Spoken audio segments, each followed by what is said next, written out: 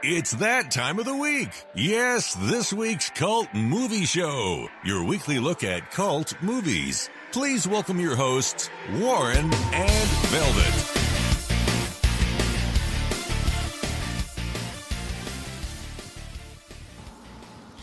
Yes! Welcome to another podcast of the Cult Movie Show with myself, Warren, and of course, Velvet. How are you going today, Velvet? I am doing quite fantastic, and I have to admit, I had no idea what we would be getting into this week with this show, where the themes are basically misogyny and loneliness. Oh my goodness gracious. We have got some.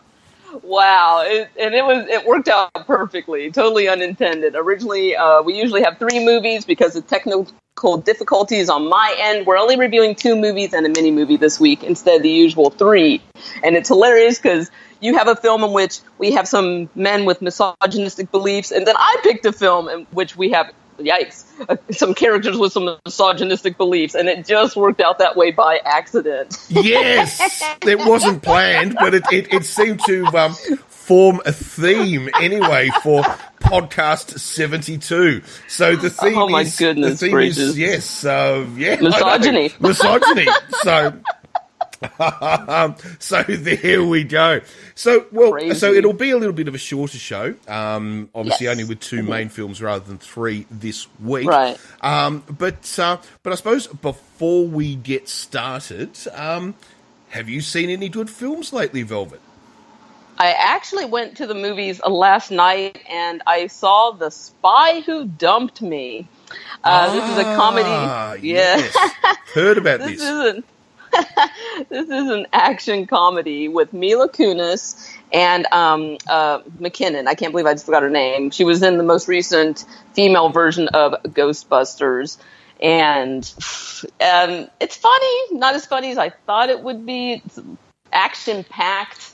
I'm sorry, I think for me the funniest thing was honestly in like the first 10-15 minutes of the movie, we have full frontal semi-erect nudity of a man and a comedic moment, and they showed, oh my god, they showed I want to say they showed full frontal nudity from the back as well as from the front. It was very awkward, very unexpected, and it's funny. It's this new thing where it's like, hey, we've been seeing naked ladies in cinema forever, so now we're going to throw a penis out here and there. You know, we're going to keep it equal. But, yeah, it's just jarring. It's unexpected. You just don't expect to see that in movies. And I was sitting in the 3rd row from the screen, so yeah, balls in my face. Thank you very much, movie.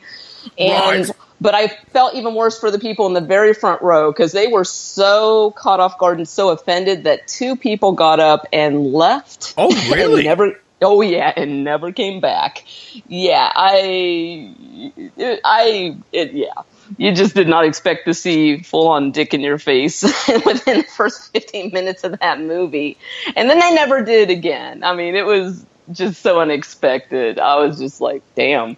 Okay. Well, apart from the penis, was it a good film? It's average. You know, it's average. It's not as funny as you thought it would be. It's one of those where the trailer makes it look like it's going to be a laugh a minute. It's really not that funny, but it was action-packed. It was a fun movie. And honestly, there's this one character that I was obsessed with was one of the assassins that you could tell she was just a total psychopath.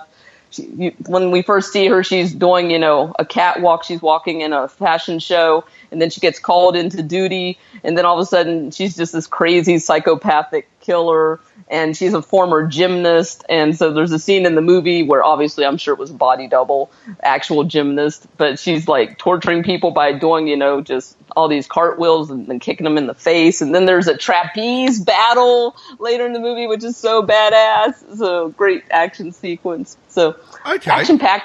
Yeah, action-packed. We got explosions and killer assassins and a little bit of comedy and a little bit balls in your face at the beginning there. But, Interesting. Interesting. Oh, but the other movie I saw recently that I really liked was called Blind Spotting, and it's just about the 3 days in the life of this man who's getting ready to get off of parole. He went to jail for 2 months, and now he's on 1 year of probation, and he has to stay out of trouble. He can't get arrested again, or he'll go right back to jail. Sounds easy for most people to avoid getting in that kind of trouble, but he's just in this area, and he's best friends with a guy that has a really bad temper, and, you know, he can't be around guns, and his friend goes off and buys a gun, and just... The funny thing about this movie is it's very Shakespearean in its storytelling, which is surprising. And there is this amazing monologue in the film, at the climax of the film, that is conducted via rap, and as in rap music, rap style, and just it's even if you're not a rap fan, I recognized right away. I was like, wow, this is a Shakespearean tone. Like the way this whole story is being conducted, the way the monologuing, it's really cool. It's getting lots of awards. It's called Blind Spotting. It's about racial identity and prejudice and just the way people perceive you, and you don't want to be perceived that way, and trying to change yourself for the better, but you're influenced by your environment, and just it's amazing. So okay. It's called Blind Spotting. And yeah, those are my movie reviews. All right, I will look out for those. So I've got to admit, I've got nothing to add. I have just been a little bit too busy to honestly see anything lately. So I'm all boring, but never mind. never mind. But it gave us time to watch Two Little Gems. And, oh my God! Yeah. I suppose we should start with our first movie. Now, our first film comes from comes from Britain. Sorry, I just got a little tongue-tied there for a moment. Comes from Britain, and it is very much part of that. I suppose what you would call cool Britannia sort of vibe, and it is the 2009 film. St. Trinians-The, The Legend of Fittons Gold. Now, we normally don't actually do a sequel if we haven't done the first one in the movie. However, it needs to be pointed out that even though this is called St. Trinians-2, it is in reality St. Trinians-7 or something, right? I mean, there have been so many St. Trinians movies. I mean, the whole St. Trinians thing started in 1946. Basically, I had no clue. Yeah, with cartoons. And then they started making movies in the 1950s. There's been, I think, 6 St. Trinians books actually written. So this is, the St. Trinian story is actually quite long. I mean, you know, it's 2018 now, and this story's been going since 1946. So it's got quite a big history. But in 2007, basically because there'd been a break of any St. Trinians movies since about since the early 80s. So where I think it was St. Trinians Go to Italy or something or other, right? And so they basically revamped the story of St. Trinians and basically took it back to basics. They went back to day one, if you like, of the story. Yeah. But each movie basically stands alone as an independent movie. You don't really need to have seen all the other movies for them to make sense. So, what is St. Trinians? If you're not British and you've never heard of St. Trinians, what is it? Well, St. Trinians is basically a girls' school in Britain, where pretty much it is filled with the ranks of the rejects of society. Now, that doesn't really mean that they're poor or anything like that. Some of them are uber wealthy, coming from very rich families and all the rest of it. They're just kids who are very rebellious, shall we say, and pretty much run their own lives. And the school is set up where basically the kids run the school, not really the teachers. It's a very interesting thing. So, what happens?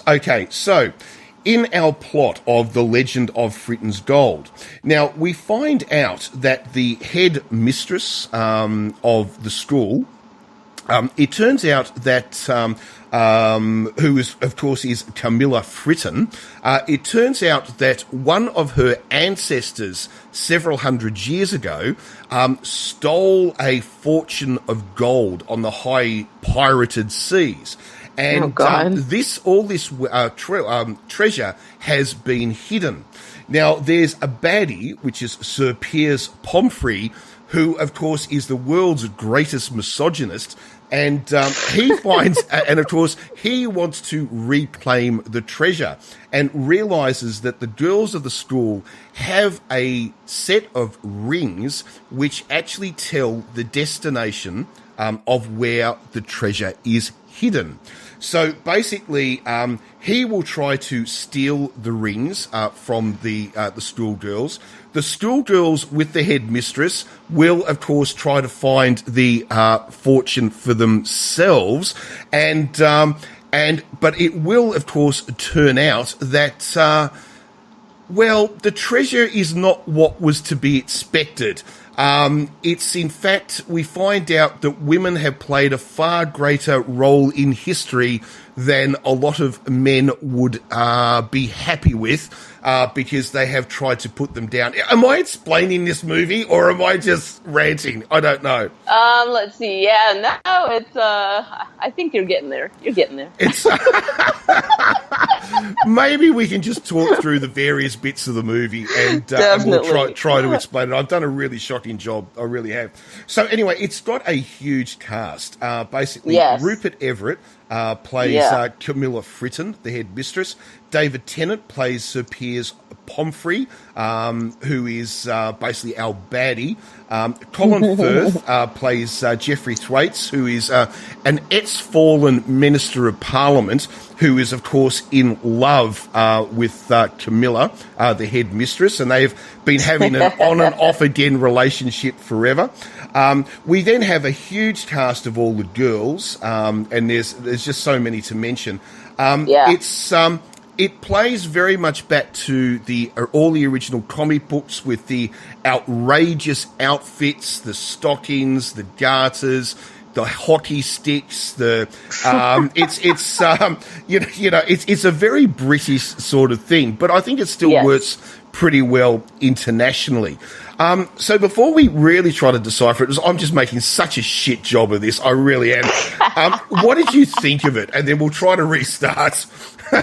No. I always enjoy your summaries of the film, because sometimes I don't know what's going on after I watch a movie, and then I'm always eager to hear your explanation. Then I'm like, okay, now I know what's going on. But with this movie, there's a lot going on. It's very cute. It's very campy. It's very fun. It's very girl power type film. The film's from 2009. This is a sequel. And I have to be very American in my pronunciation of the film. It is Saint Trinians. And when you were first telling me about it, and you're like, Centrinians. Yes. I'm like, I thought it was spelled like C-I-N. I thought it was one word. I didn't know what it was. Oh, God. No, you're fine.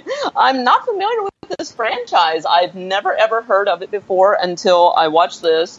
And only right before we started the show did I find out, oh, this is a whole thing. Like you mentioned, this used to be comics or cartoons. It was in black and white. It's been going on for a long time. And this is basically the modern reimagining. And this is the sequel. Part 2. Part 1, Saint Trinians, was in 2007, also with Rupert Everett and Colin Firth. But, of course, we had to do the sequel because this does have David Tennant and this does have Jodie Whittaker, who have both been Doctor Who. Yes. So, of course, we have to talk about them on this show. We're Doctor Who fans. This is the Cult Movie Show. And, of course, the cult of Doctor Who is humongous. Yes. But, no, this is very fun. The way I would describe this franchise is basically it is a private school or boarding school for bad girls. So basically criminals. And it's hilarious. You got the one girl that's always trying to kill people. You have the other girls that are ready to pick a fight. You have the other girls that are ready to make bombs. I mean, these are bad girls. But at the same time, this movie has a very playful, very campy feeling to it.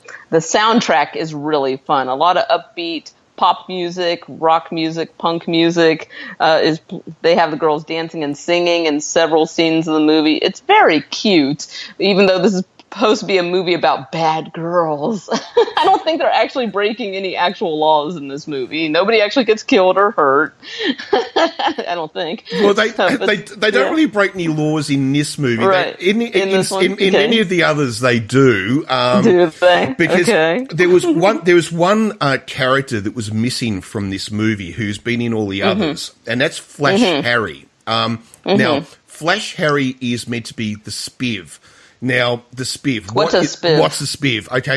A spiv is kind of just like a low-key criminal. They're not really a baddie. They sell stuff that's fallen off the back of a truck.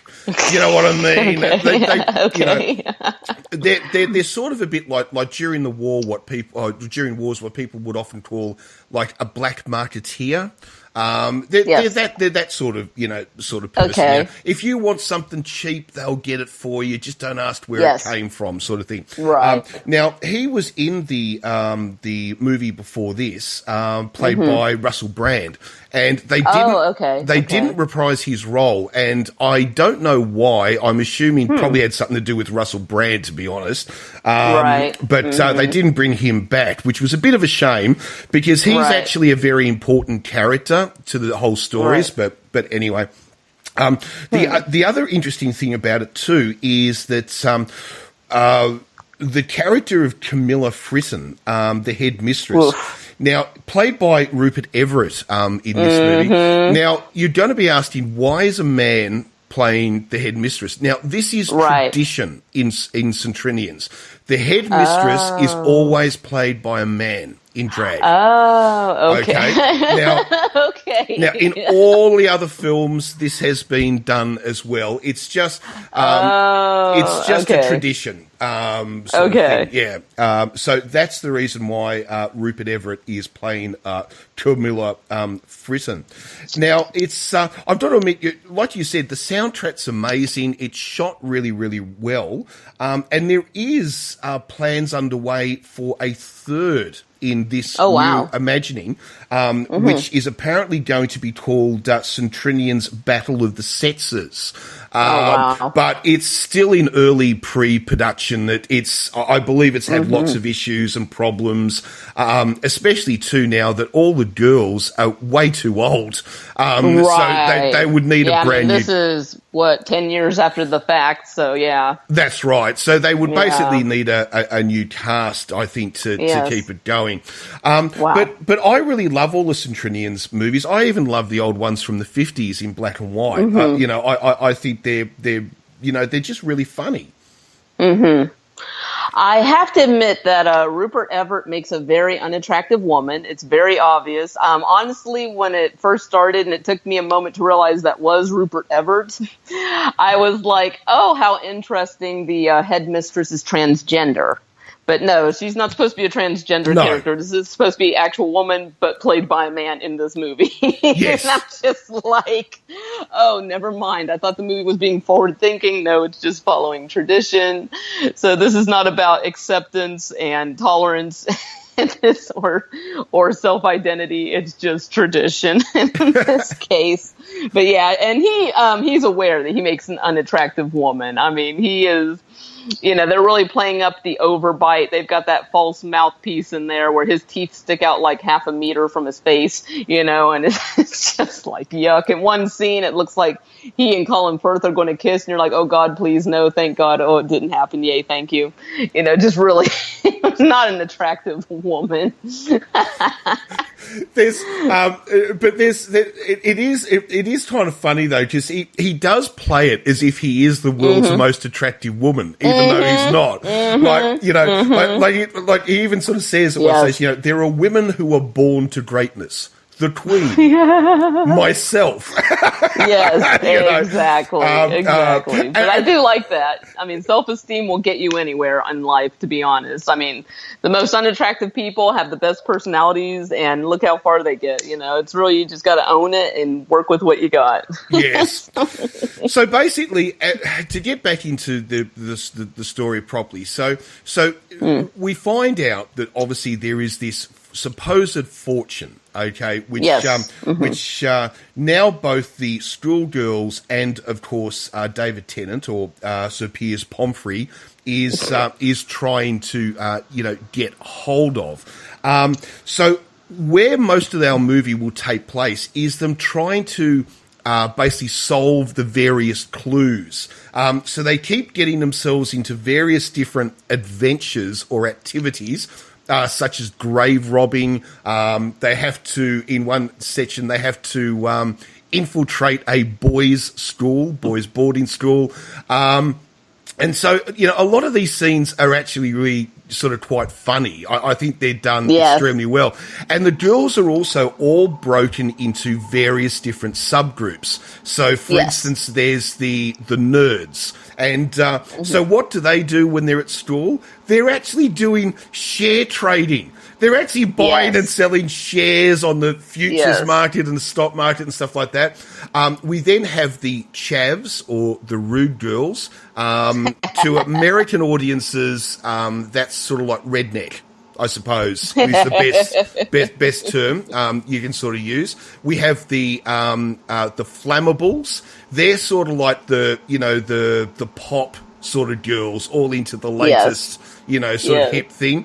We've got the ecos. They're sort of like the greens. The eco-freakos. The eco-freakos. They're all into the environment, and they all walk, and they've all got twigs and everything in their hats and all that sort of stuff. We've also then got the posh totty. That's such a British term, isn't it? Posh totty. Oh, so British. They're basically the very upper class, very well dressed, well spoken young women. And we've also then just got the junior kids, the much younger kids who are meant to be like 12, 10, that sort of age. And they're just absolutely rebelliously wild, and so forth. Within the school, even, like, for instance, they get raided one night by Piers Pomfrey and his thugs, and so they have to defend their school. So they open up the tuck shop. I think everyone knows what a tuck shop is. No, what is that? Oh, it's like the cafe, the school cafe, if you like. Oh, okay, there we go. Okay. Yeah. In Australia and Britain, it's called a tuck shop. That's why you'll actually see on the top it says the tuck shop. This movie is very British in its vocabulary. I mean, a lot of slang. I'm sure there's some stuff I didn't catch, to be honest, because of that slang barrier. I'm like, so yeah, definitely watch with your captions on if you're not fluent in British slang. I'm not. So. But the interesting thing is when they go to like the cafeteria or the tuck shop, they open up the doors. And they're pulling out weapons. They've got crossbows and all sorts of things, and various different things. It's a really fun little film, and it also, very much, it plays the feminist sort of female girl power sort of message, as you said, Velvet. That girls can do anything boys can do, if not. They can even do it better, and these girls, working as a team with all their various skills can accomplish basically anything. Yes. And it's, this whole movie, it's just such a strange concept of there's this underground society, kind of like Freemasons or a Knights Templar type society that's been around forever, except for their whole thing is they want to keep women down. They don't want women to have equal rights. They say women are only good for cooking and making babies. Yes. And I'm like, oh my God, are we really watching this movie? And David Tennant is very funny, actually, he really sells the whole criminal mastermind, and he realizes he has this bloodline that he may be entitled to this long lost pirate treasure from one of his ancestors, and he finds the connection to this girls' school because there's that whole bloodline of the Fittons. They took Fritton's gold, and he's Pomfrey and all this stuff, and you're just like, oh my God. But now I couldn't get over the whole, we want to keep women down. They're only good for baking and making babies. And I'm like, oh my God, is this really happening? Yeah.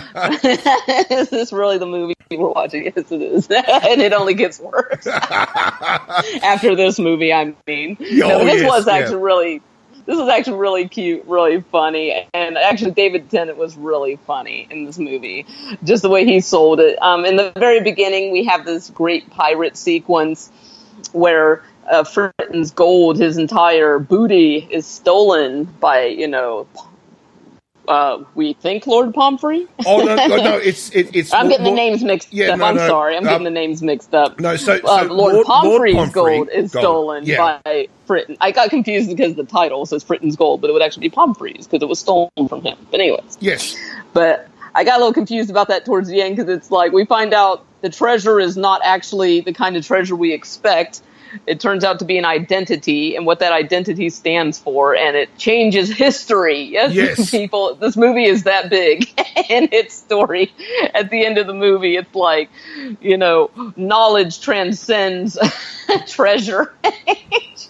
It most definitely does. We will find out that the Fritton family basically have a secret. Which has been lost over time, that one of their ancestors, I'll just say, turns out to be one of the most famous British people of all times.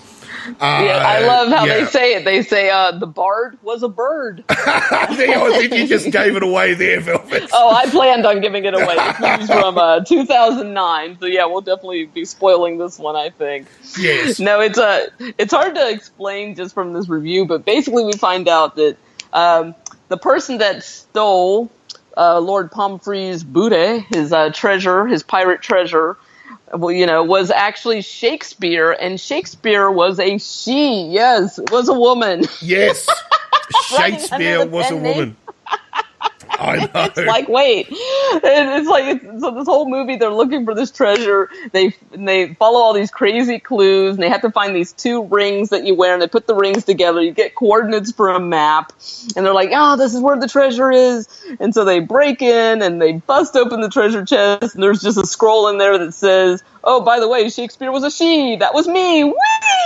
You're like, wait, what? Wait, where's the fucking treasure? That is your treasure, knowledge. A woman made all these historical masterpieces. Yes. But with that being said, that was one of the most cringeworthy performances of Romeo and Juliet that we've ever borne witness to. We get to see Rupert Everett, in drag, and Colin Firth, the star-crossed lovers, performing very poorly Romeo and Juliet on stage because they have knocked out the actual stars so that they could, find the treasure.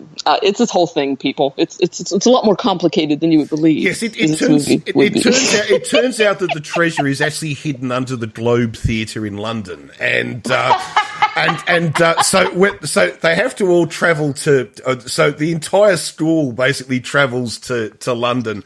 Yes, so while the girls are underground trying to find the treasure, so basically Camilla and Jeffrey put on this act of Romeo and Juliet, but the thing is about it is it's so badly done, like it's so badly acted. Oh, it's so bad. Romeo, where art thou, Romeo? And he goes, I'm here. I know. That's what I'm here. Stupid. But the thing is, the way it's done though, the audience thinks this is the greatest version of Romeo and Juliet they have ever seen. It's so bad, but people keep going, "Wow, they're really good." You're like, wait, what? I know. Oh dear. Oh, it's very funny. And some absolutely classic lines. It's like when they find out that Shakespeare was actually a Fritton and a woman, and then one of our schoolgirls actually sort of says, "Oh my God, your ancestor wrote the Bible."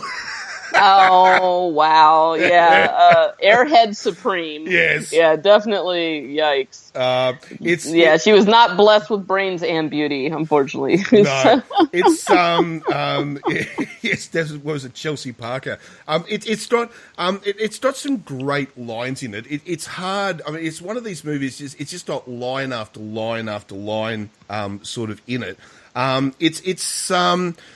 It's very well done. I mean, it is, in a sense, it's a family film. I mean, it is something for the whole family. It's like, kids can watch it, laugh, and get a message out of it. Adults can actually watch it, laugh, and get a message out of it. It is actually, it's a family film, to be truthful, I think.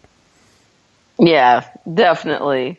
Definitely. And it does have a really great message about, just gender equality. And like I said, when the movie very first starts, I thought that, oh, wow, they have a transgender headmistress and everybody accepts her. And I'm like, oh, no, it's not that deep. No, not that deep.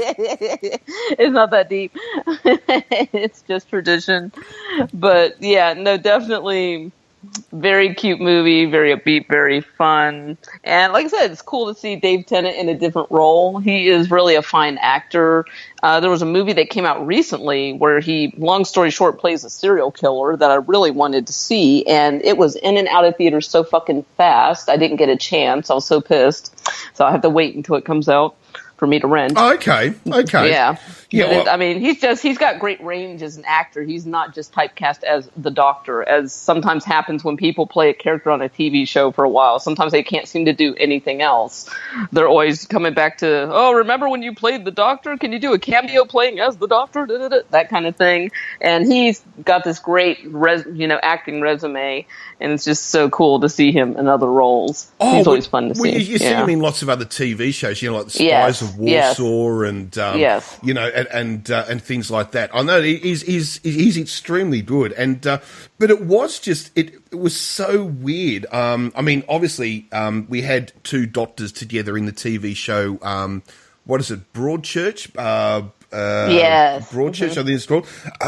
Yeah. But obviously having the two of them together in this as well was really, really, really, quite amazing. And Jodie Whittaker she plays the receptionist of the school, and she does it so well because in this version, she basically has discovered, what would you say, Indian culture. And she takes it to the highest level that she can, or that she thinks is Indian culture anyway. And she plays it so well. It's very funny. She's very funny in it. That I must admit. There's a great line in it when because she's supposedly just been back from India from a holiday with one of her best friends who is meant to be getting married. And the head girl actually says to her, which is what, Annabelle, actually sort of says to her, oh, so you've just been to India with your girlfriend? And she says, yes. And she goes, oh, Hindu? And then Jodie Whittaker sort of says, no, I think she's Church of England. Okay, you have to explain that joke to me. I don't get it. I understand she thought she said Hindu. Yes. I don't know what Hindu is. I don't know what that means. Oh, a Hindu is like bachelorette party. Oh, okay, now it makes sense. Yeah, that joke was completely lost on me. I was like, I know there was a joke in there, but I didn't have the vocabulary for it. I was like, okay, I get that she thought it was Hindu. I get that, but I didn't know what the alternative meaning was. Got it. Now I know. Next time I can laugh. And we did see the return, because obviously the head girl in this movie is Annabelle. Who is meant to be the niece of Camilla. And she is, of course, introduced in the first film when she's dropped off by her father, who is also played by Rupert Everett, but that's going back in previous films. But the original head girl from the first movie will make sort of a bit of a cameo in this. She has a small part. It's not large. Yes. But they do bring her back, because it turns out that she's left school and she's now working for the ultra-secret British intelligence agency MI8. That was funny. Yeah, it doesn't exist. I mean, who knows what the fuck MI8 is? But anyway, I thought it was sort of quite good. Huge amounts of product placement and stuff like in this. I mean, like the cars, the Jaguars, Mini Coopers, Lotuses. Everything trying to be very British. Which I thought was that's why it really has that sort of cool Britannia vibe to this movie. I really enjoyed this film, but in saying that, I've enjoyed all of them. you know, so it's probably pretty easy for me to say. I think it's more interesting for someone like yourself who's not familiar with the St. Trinians franchise. Yeah, definitely.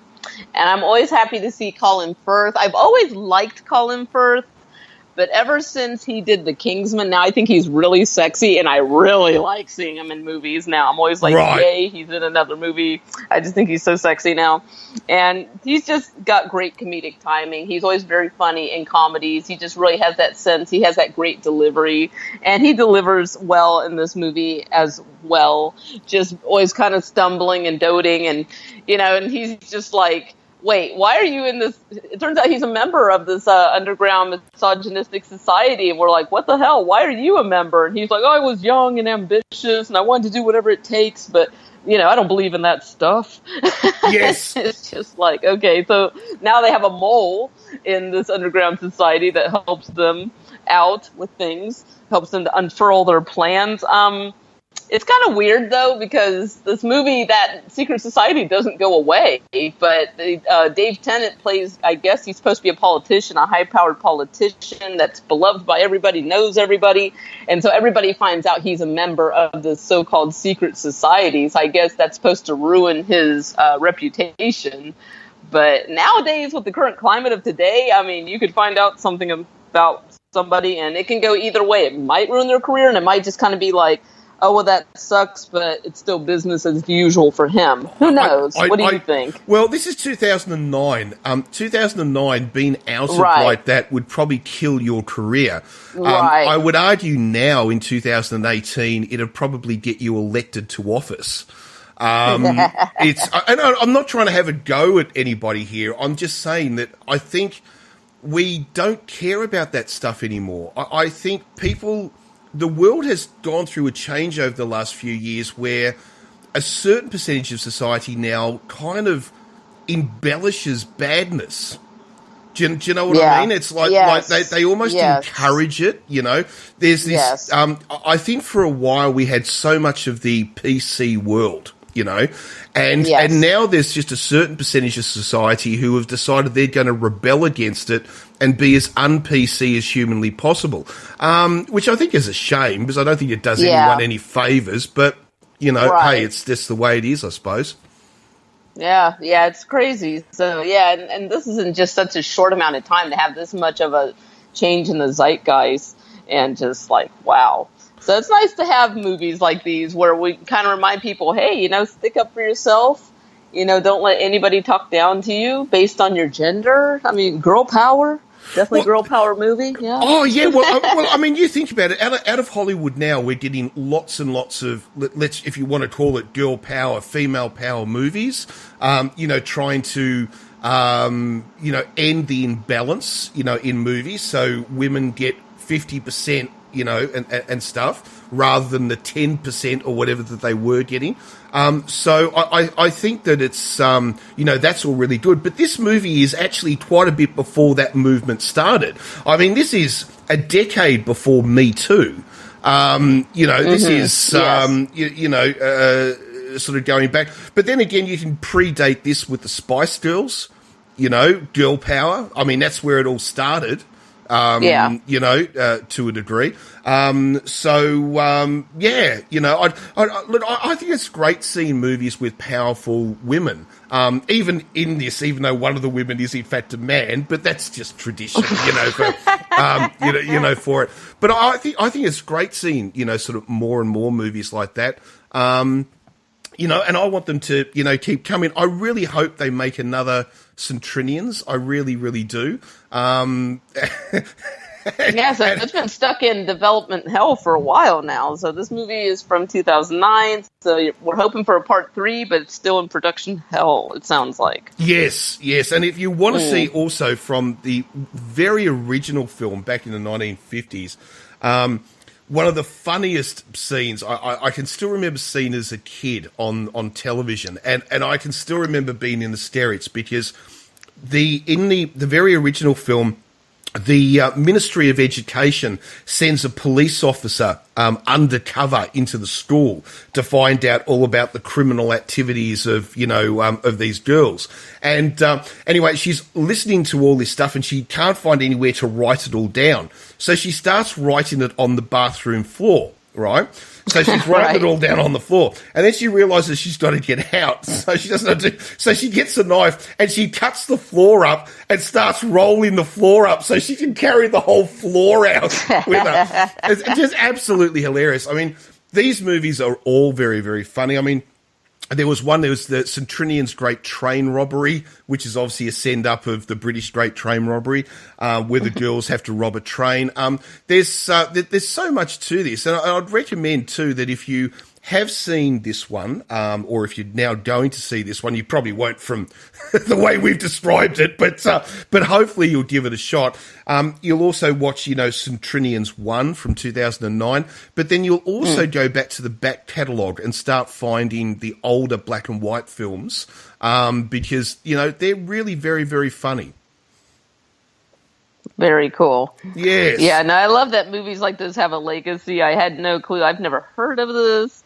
And I was just like, oh, cool. Now I know it exists, and I'm glad it does, because we need to have, upbeat movies with an uplifting message, movies where people are just having fun, because so many movies are just serious or just a waste of time. And this one's just a nice way to entertain yourself for about an hour and a half. Well, I think that's the thing. I think you're exactly right, Velvet. We don't have enough films which are just upbeat. You go and see it at the cinema or you watch it at home, and when it's over, you feel better about yourself at the end. Do you know what I mean? You just feel uplifted. You've forgotten your troubles. You just had a good time. And I think that's really, really good. So often we sort of say, oh, this film is brilliant. This film is brilliant. But we had to work so hard, through the movie with all the thinking about it and the emotions it draws up and all the rest of it. Sometimes it is just fun to just switch off for an hour and a half. Yes. And I think we need that as humans. Our lives are pretty complex, and there's nothing wrong with just vegging out for an hour and a half and having a few laughs, and when it's over going, I enjoyed that. That was a bit of fun.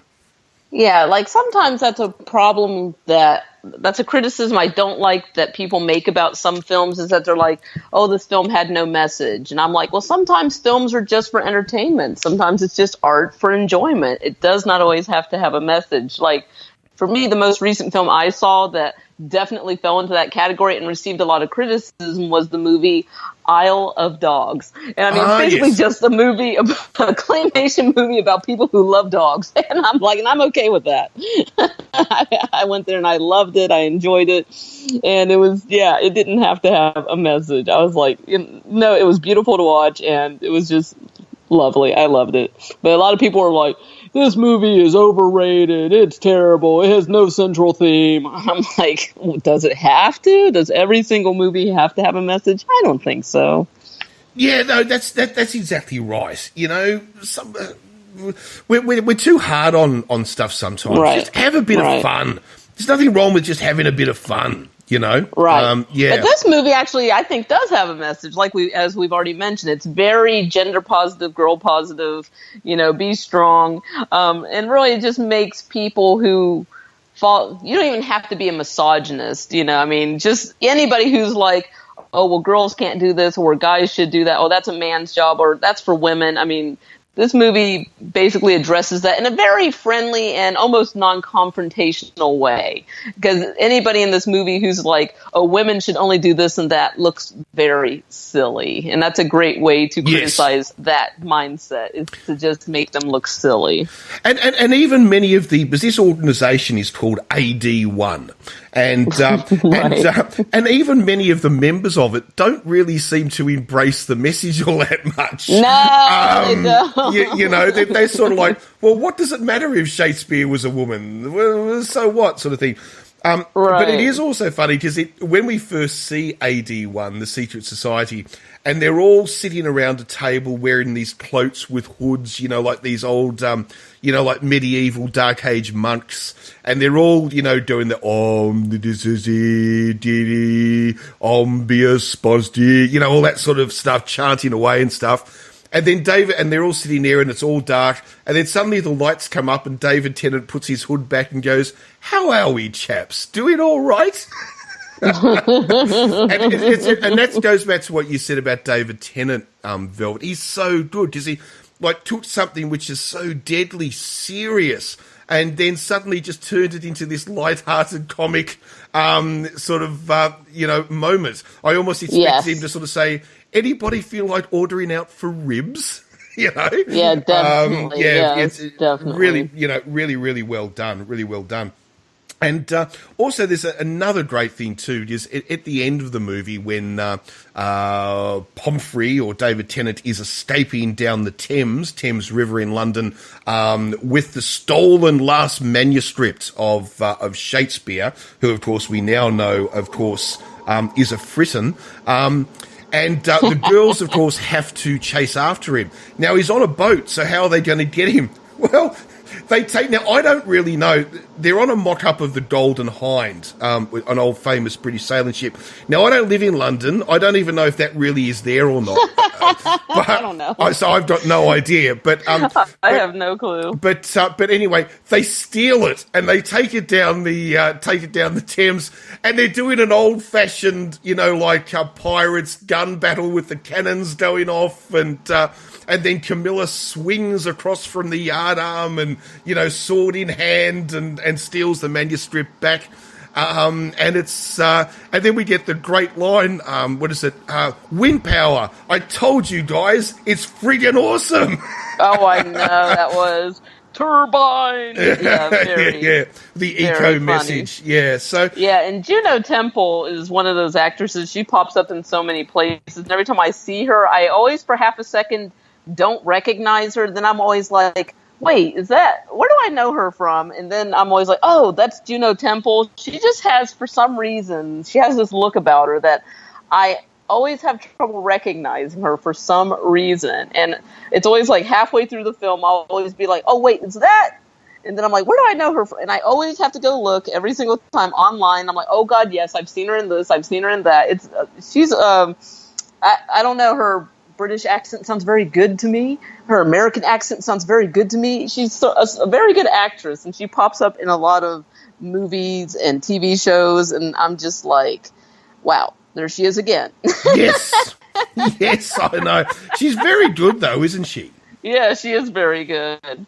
She is very good. She is very, very good. So is there a lot more we really want to say about it? I mean, there's probably I know I've not done a very good job of trying to describe this film.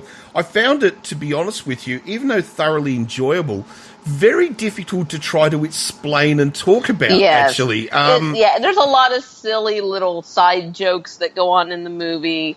It's pretty much nonstop. It's very energetic, not only in the soundtrack, but in the movement of our characters, always running around, dancing around. There's always groups of girls fighting and talking and chatting and laughing, and it's very energetic film. And those kind of films are hard to explain, because even though there is a central plot, when you watch it, there's no quiet moment in the films. There's even a moment in the film where one of the girls gets possessed by the spirit of the dead pirate, and then they have this whole allusion to the exorcist, and they have to exorcise her because she's floating and cussing people out.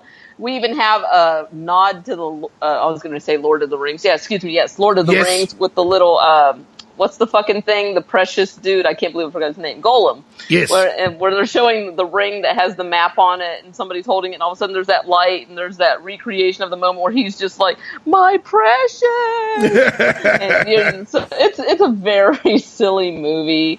Lots of little jokes, lots of puns, lots of visual gags. It's nonstop.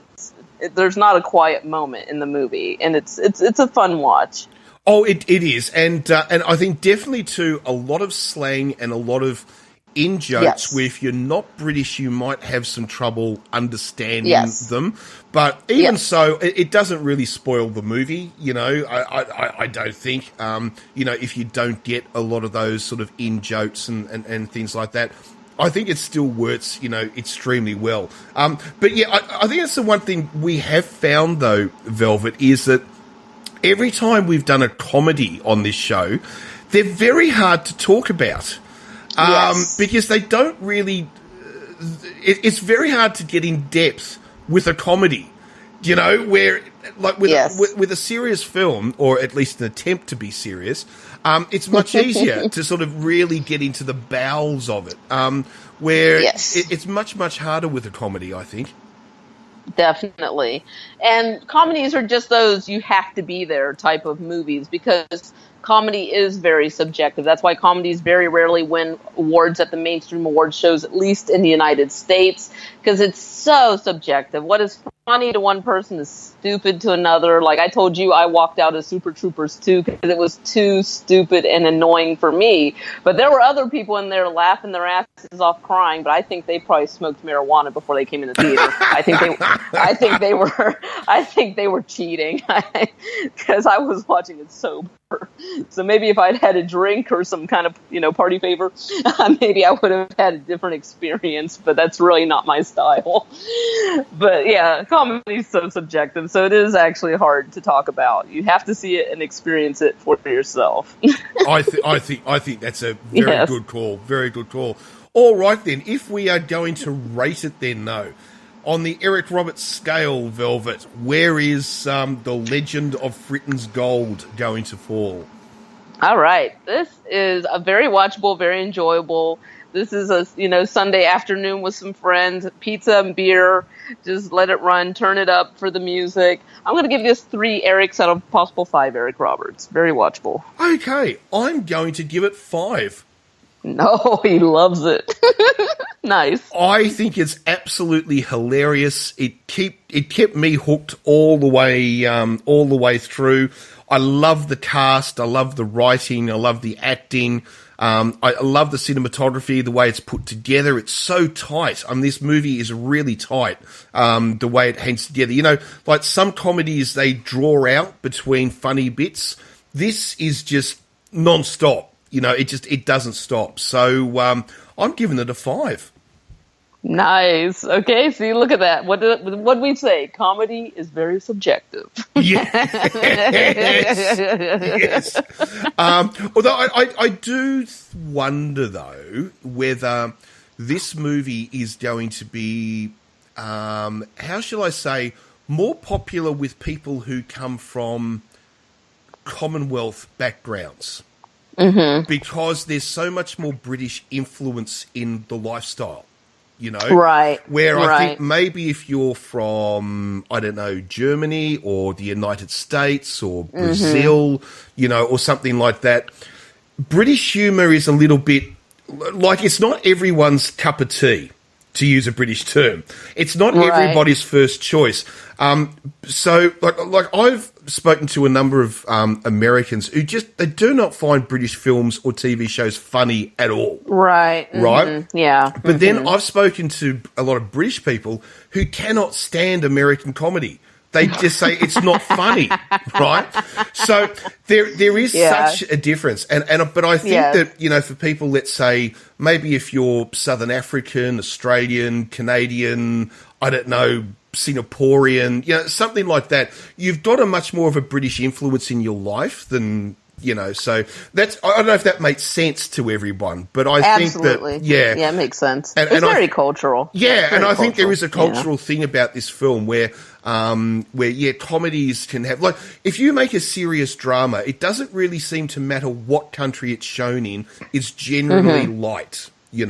But a comedy, can vary so much from country to country. Yes. So yeah, definitely. So, yeah. But I would still recommend people check it out. Check it out. All right. Well, we will. I think it's mini movie time, isn't it? It is mini movie time. Woohoo! All right. So we'll be right back. Good stuff. It's time to get excited, short film fans. It's mini movie review time. It most definitely is. And what little gem have you found for us this week, Velvet? And hopefully you can do a better job of describing it than I did of The Legend of Fittons Gold. I don't think I can, to be honest. Oh, my goodness. I do not think I can. So now we're going from misogyny to loneliness. So we've got a mini movie from French Canada. Who we got a French Canadian. French Canadian. We got a French Canadian short. It's called Plain and Simple. It is in French Canadian language. So we got that very dirty French, as we always like to joke about on the show. It's very, that northern hemisphere over here in North America. We just have a certain way of speaking, whether it's English or French. It's very standout. So we got French Canadian. It's directed simply by a one-named director. He goes by one name, Raphael. Yes. And this is very a short hip, very from, cool. Yeah, very Raphael. Hip. I am Raphael. Come with me to the Casbah. So I'm not even going to attempt my usual French Canadian accent because I can't do French Canadian. That's all I can do. It's like come with me to the Casbah. So this has actually won quite a few awards in short film festivals. This short film itself is actually from 2016, but it just now made its online debut at Vimeo.com.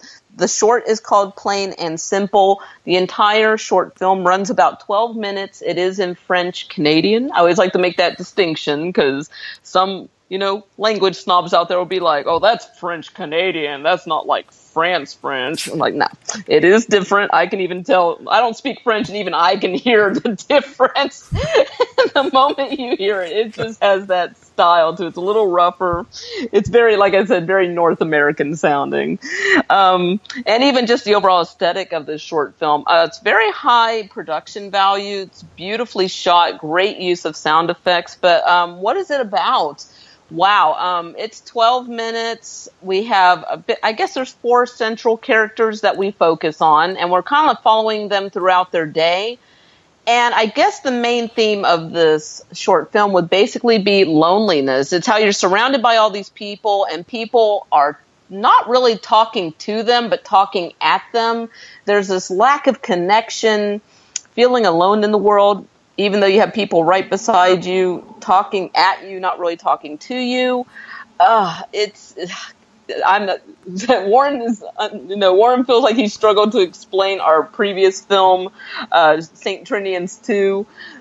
I'm having the same problem with this short film. There's a lot going on, but I can't really explain it. You kind of really have to experience this one for yourself. So I'm going to switch it over to Warren and get his opinion. So what did you think of Plain and Simple, Warren? It's very, very interesting. I mean, I found myself sitting there watching it going, right, and the story is going to start when, and then it's not really till the end that you go, oh, that's what it was about. Right. Yes. So you actually have to really hang on until the very last scene when it sort of comes together. Otherwise, if you chopped out the last 2 minutes, you'd be going, I have no idea what that movie was about. Like, there's no story. But the last 2 minutes kind of brings it together. Yeah, so I mean, what have we got? We've got a young teenage boy and a young teenage girl. And we get to see the teenage boy's mother, and we get to see the teenage girl's father. At least that's I'm assuming who they're meant to be.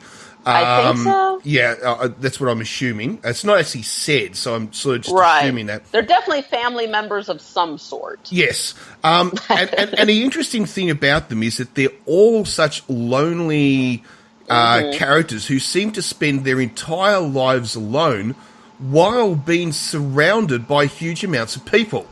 Yes. It's also maybe a bit of, I mean, you could almost sort of say, oh, it's a bit of a story about what it's like to be a teenager on the fringe. But it's more than that, because we've also got adults in this who Yes. are living their lives either online, or they're being invited to go to events, but they're never actually going. They're choosing to spend their time by themselves all the time. Yes. So it's it's an interesting idea. And when I think about myself or friends that I have and so forth, it is very true in this modern world, I suppose. You know, a lot of us work very hard, and when we do often get our own time, sometimes we don't actually want to socialise. You know, we do spend a lot of time by ourselves, especially if you're younger, or especially if you're older and you may be separated, or your partner's, you know, passed on, or something like that. So it's an interesting film. Yeah, it's about all I can really say, to be honest. Yeah, it's you see in the film there's lots of lost opportunity to connect with other people, and that's what we see at the very ending of the film. Like you said, the very last scene, there is an instant connection just for a split second. Yeah. So the whole time people are talking to each other, they're not really connecting. There's this feeling of loneliness. There's conversations where there's two people. One person is talking nonstop. The other person's not really listening. And the other person's not really talking to that person. They're just talking. And so there's just this lack of connection, this failure to connect with people, all these lost opportunities to make a connection, and people living in this loneliness that's really self-imposed because they're passing up all these opportunities to make a connection. And at first, it takes you a moment to catch on because, like most short films, you expect it to be a very cut and dried, succinct, linear narrative that's very obvious. And in this one, you're really not sure what's going on to that very last scene, and you're like, okay, I get it now. At the very beginning of the short, I was like, whoa, is this going to be like a horror short? Or is this going to be something really weird? Because at the very beginning of the movie, we have somebody who works in the medical field. Evidently, she has had some type of accident, and a cadaver, a dead body, has fallen off of a gurney. And she has to struggle to pick up the gurney and put this dead body back on the gurney. And then later we see her and a coworker working on this dead body, and they're conversing about, oh, he won't be alone anymore now that he's going to the afterlife or something like that. And it's like, well, he's not alone now. You're there, you know? Yeah. You're working on him. There's a very strange shot again. We got penis in this movie. I'm always, just heads up, people. There's going to be a zoom in of some dead guy's genitalia for half a second as they're getting ready to remove, I guess, a catheter or something. I don't know. Yeah, and I was like, okay, that was unexpected. So just a heads up, I don't want anybody to watch this short film and be like, hey, I would have liked to have known that. A little bit of a full frontal nudity for a split second, kind of weird. But also that's just to emphasize the desensitization that you're doing something very private to this person's body to take care of him, and they don't feel anything about it. You know what I'm saying? It's just business as usual for them. It's just... Yeah, that lack of connection again. So it's an interesting way to drive that point home. Yes. But it's also an interesting idea too. It's like, you know, are people often alone when they're within groups of people because they've been rejected, or because they choose to be alone? Like, that's the interesting thing, because like this movie says to me that we choose to be alone. We're not necessarily rejected. Yeah. We actually make the conscious effort to not fit in. You know? Exactly. It's like a conscious effort. It's weird. It's like, you know, because you can tell these people feel very lonely, but at the same time, they're not owning to the fact that they are doing it to themselves, that they're missing out on all these opportunities to connect with people. They're not making the effort. So. Yes. But then it could also be, you could also go down another path where you could actually say that the two school kids are actually alone because they've been rejected by the rest of the kids. And then the parents sort of show the aftermath of what that would lead to. You could go down a totally different path, maybe. Exactly. Like you see I guess as you said, it might be the father. For some reason, I thought it was a brother. I don't know why. We definitely know it's a family member. Yeah. This man is very overweight, and he's paying for company of a webcam model, but it's not in a sexual way. He is singing her a song. Yes. And she could not care less, because she's just, you're like, okay, are you done yet? Can I get paid now? Okay, are we done? So she also has her own, exile, working from home and not connecting with people. And here somebody wants to connect with her and she does not care. She's not making the effort. This guy, he feels like the only way he can connect with somebody is if he pays them. That's the effort he's making, but he's not leaving the house or trying to change himself, get healthy, that kind of thing. Even his daughter/sister, because I'm not sure how they're related, says that he's disgusting, and he doesn't argue against that. He makes no argument against it. He accepts that insult. Yes, it's interesting because you've got the two of them together, living in a house together, and of course they can have quite a healthy social existence, but they choose not to. Right. Yeah, it is very interesting. I mean, yeah, look, I could find various different ideals, or not ideals, ideas that the movie's trying to sort of say. And I don't really know which of the several ideas is correct, like what was the filmmaker's intention. But either way, even if you come out of it with several ideas, it still made you think. And that was the whole premise, I would think. If you've come away from this, what did we say it was, 12 minutes? Is that right? Yes. 12 minutes. If you come out of these 12 minutes and you're going, well, what if this, or what if that, or oh, I thought of that, or that reminds me of this, or oh, I already sort of think, yeah, oh, gee, I do that a little bit, or yeah, like, right. So you've got something from the movie, and so it's achieved its goals. Yeah. Also, again, we have the mother speaking to her son, and she is just talking at him, talking. And he finally tells her to shut up. Yeah. So again, it hits home that whole thing that, okay, you're talking, I'm not really listening because you're not really talking to me. You're just talking. And that's her effort to make this connection. So for the father, it was, singing to a webcam model. For the mother, it's talking about nothing to her son, just for the sake of talking. And it's just these sad attempts at connection. And the most successful attempt at connection is the very end of the film, when two acquaintances from school see each other on the street. Yes. And they just wave at each other and share a smile. So. Yeah. Very simple, but very interesting. Yes. No, it's a good little film. It's a good little film. And it is called Plain and Simple. It's directed by Raphael. You can see this on... Perfect. I love that you did that. That was perfect timing. And whoops. Sorry, I'm over here having technical difficulties. There we go. Almost spilled my drink. Guys, stay hydrated for these shows. There we go. No, we are good, though. The drink had a lid on it for such occasions. We're safe. We are safe. So this was just uploaded a week ago onto Vimeo.com. You can go to Raphael Wallet site, but it's probably easier just for you to go to the Vimeo.com and type in Plain and Simple Short Film, and you should be able to find it and check it out. It already has almost 30,000 views and lots of comments. Check it out. Excellent. No, it's really good. I really liked it, and I do recommend it. Are we going to post the link? I will post the link so that people can check this out. Definitely. No worries. So on Cult Movies Show on Twitter, at Cult Movies Show on Twitter, to find the link, I'll post that so people can check it out. Fantastic. All right.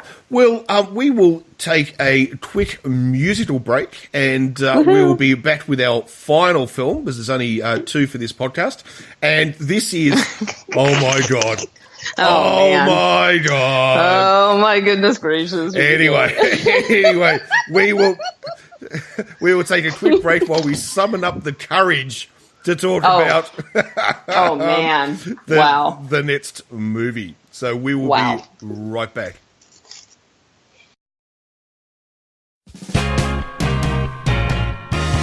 Cicla zima i svud je prokleti let, baš sam imala težak dan. Ljudi čudni su, nikom ne zna za red, kući vučem se umorna. I dok kopam po tašni da pronađem ključ, već na ivici nerava.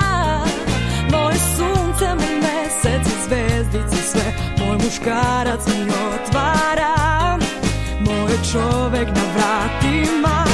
Istog trena vredim kao 1000 žena, jer njemu sam lepa i jaka ko stena.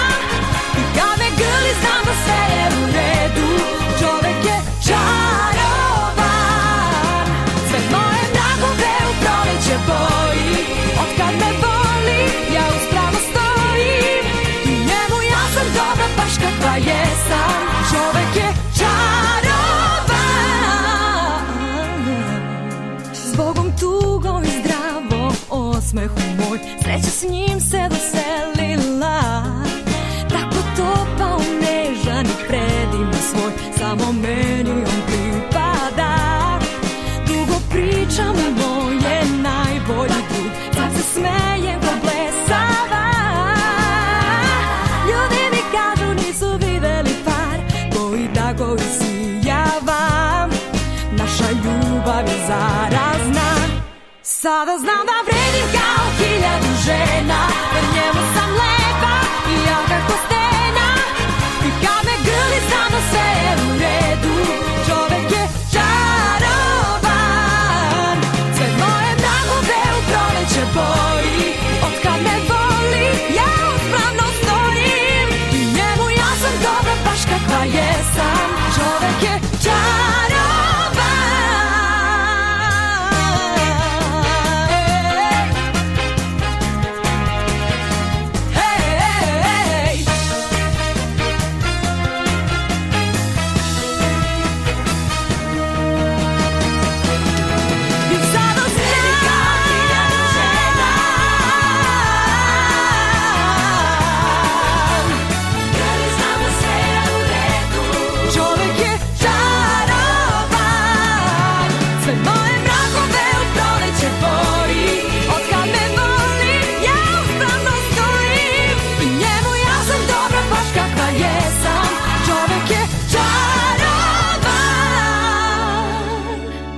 Čovek je čarovan.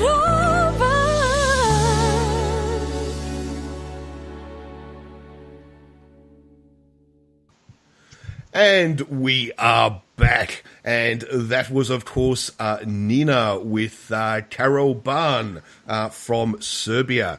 And probably the first bit of Serbian music we've played on the show, actually. I think so, yeah. Yes. Although Nina actually is now an Australian. She actually lives in Australia now. Oh, wow, okay. She actually represented Eurovision for Serbia back in 2011.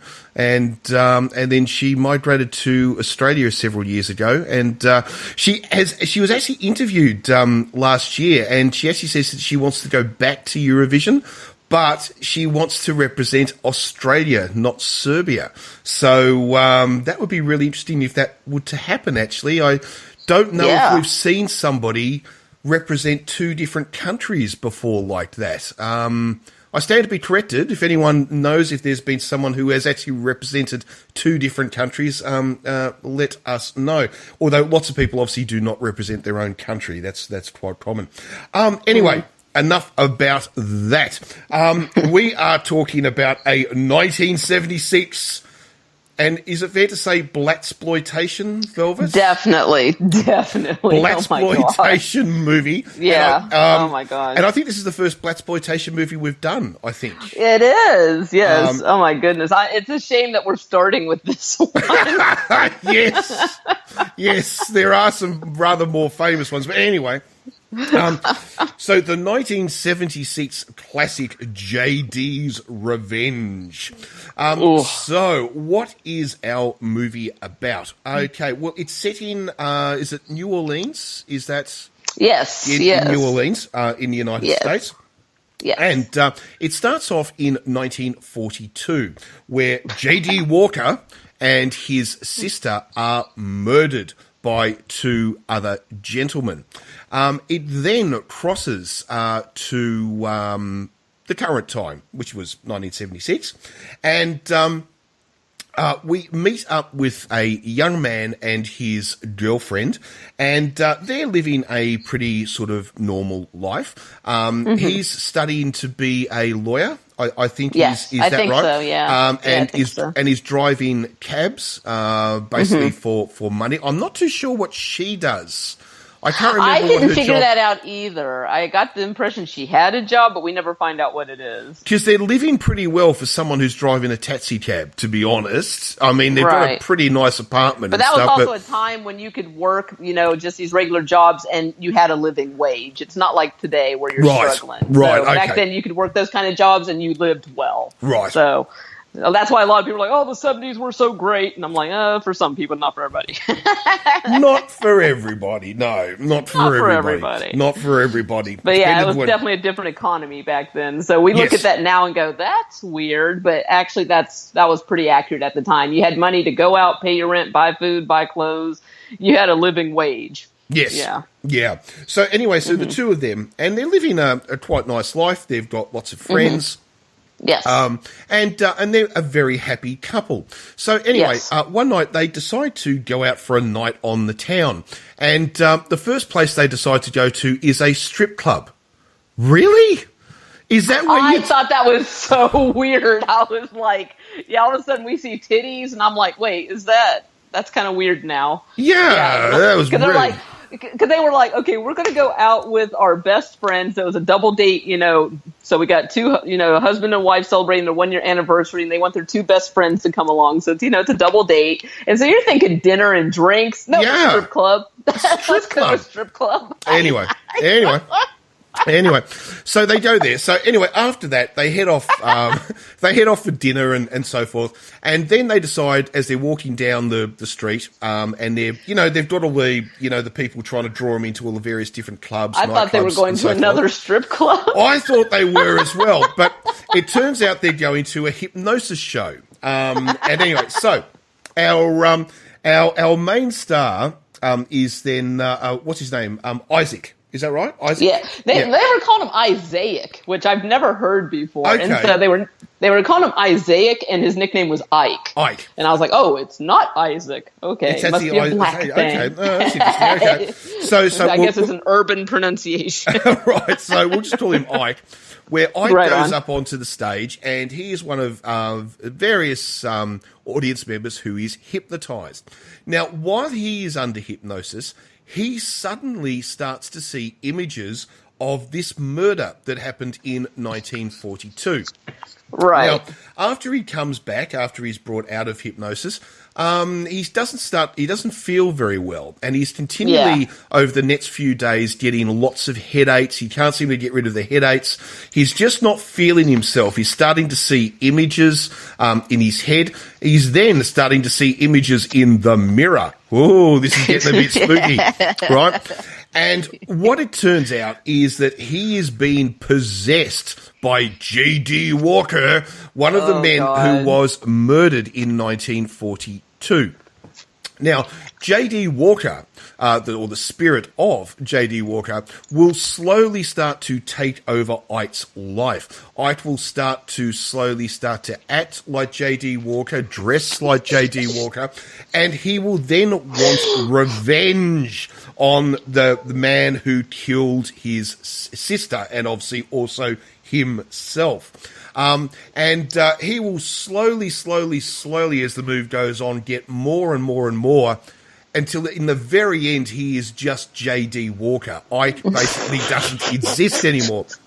When he looks in the mirror, he sees J.D. Walker. He dresses like J.D. Walker. He even talks like J.D. Walker. And he acts like J.D. Walker. And J.D. Walker was not a very nice man. Even though he was the victim of the crime, he was still basically a criminal himself. Yes. God. Now, it will then end up basically where they will meet the two men now in 1976 who had been at the murder. One is the Reverend, Elijah Bliss? And the other one is it Carl? No. It was Thaddeus. Thaddeus Bliss, that's right. Yes.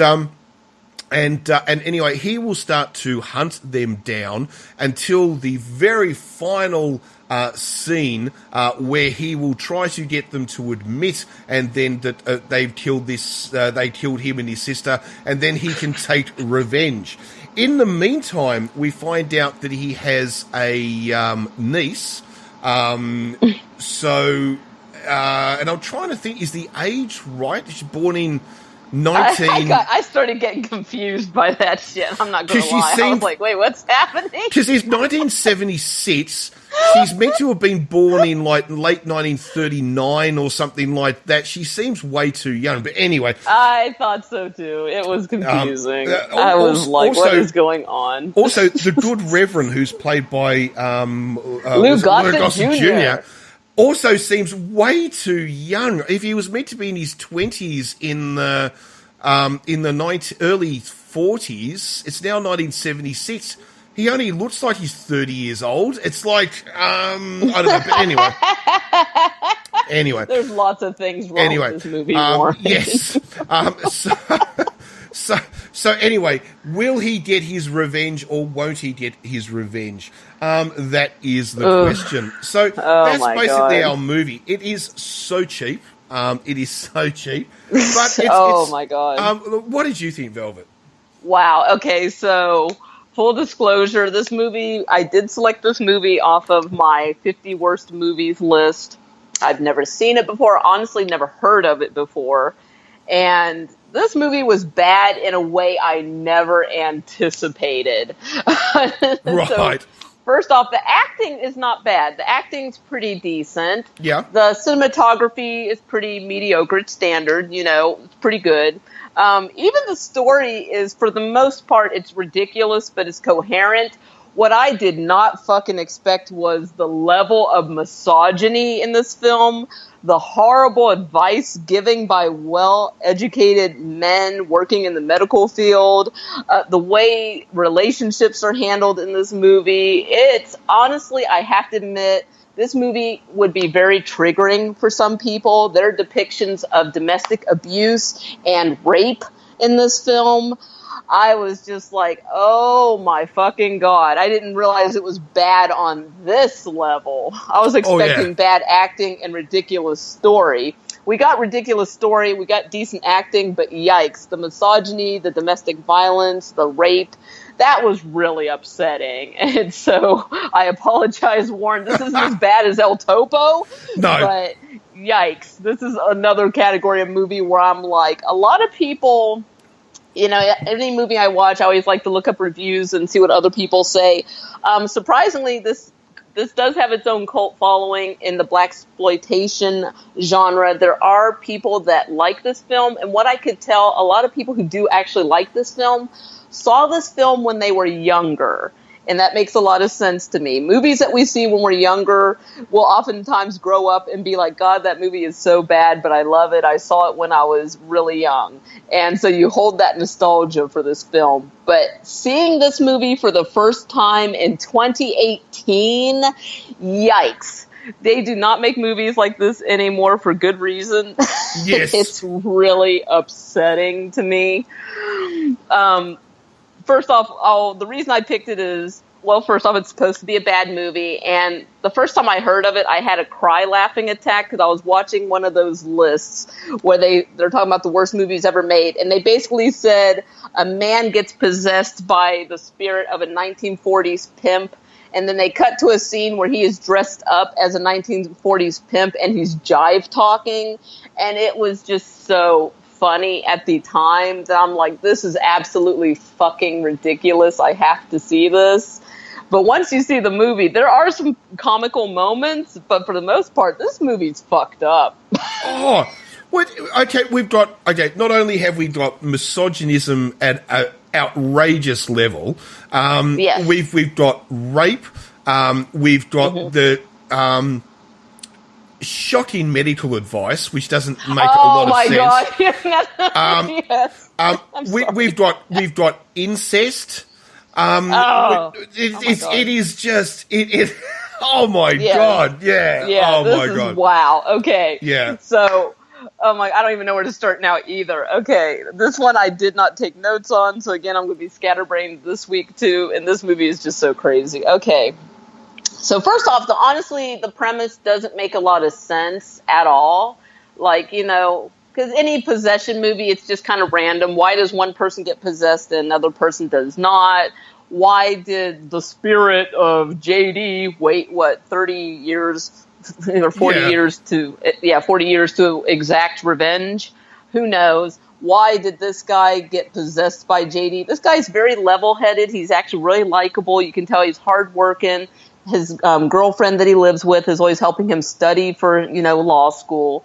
Seems like he's a likable dude. And they go to this hypnosis show, and I guess that's their explanation for the possession, is that his guard was down, his mind was open, and that's what allowed J.D. Walker's spirit to slip in and possess him. But it wasn't like a full possession. It was really gradual, which was really weird. I know. It wasn't just like instantly, okay, I've taken over your body. It's just very slowly. Oh, I'm starting to walk like him. I'm starting to talk like him. I'm starting to dress like him. Now I'm going to totally act like him. Okay, now I'm going to go find these people and get my revenge. You're like, so it doesn't make a lot of sense. It's just like, what the fuck is going on?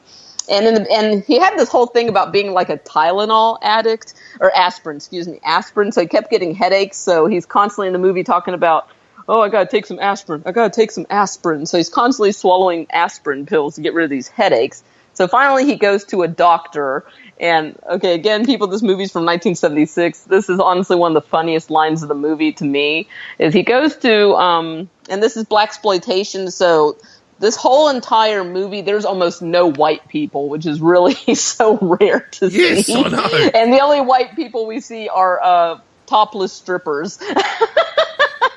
One grandmother. And one grandmother. Oh my God. How could I forget about her? That poor woman. We'll get to that. But so he goes to this doctor, and the doctor checks him out, and he's like, if you're having all these headaches, I'm sure it's fine. It's probably just stress-induced. Cut back on the cab driving, cut back on the studying for law school. And he goes, you should try doing some yoga and smoke some weed. An actual medical doctor that told him to go smoke weed. Well, it was the 70s, I suppose.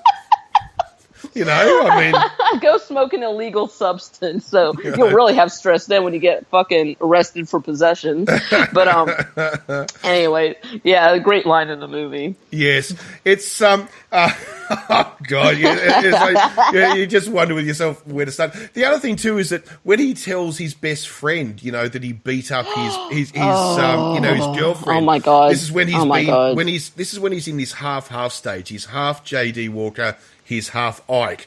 And anyway, so he becomes J.D. Walker one night and he beats his girlfriend up. And then basically he and rapes her too, I think. He didn't rape her that night. That time. He tries to right. rape her later. And, and anyway, so when he goes back to being Ike again, and he tells his friend, he sort of says, I beat her. Oh, this is terrible, and he feels terrible about it. He says, I can't remember doing it, and all this sort of stuff. And his friend's there, and his advice from his friend is, don't worry about it.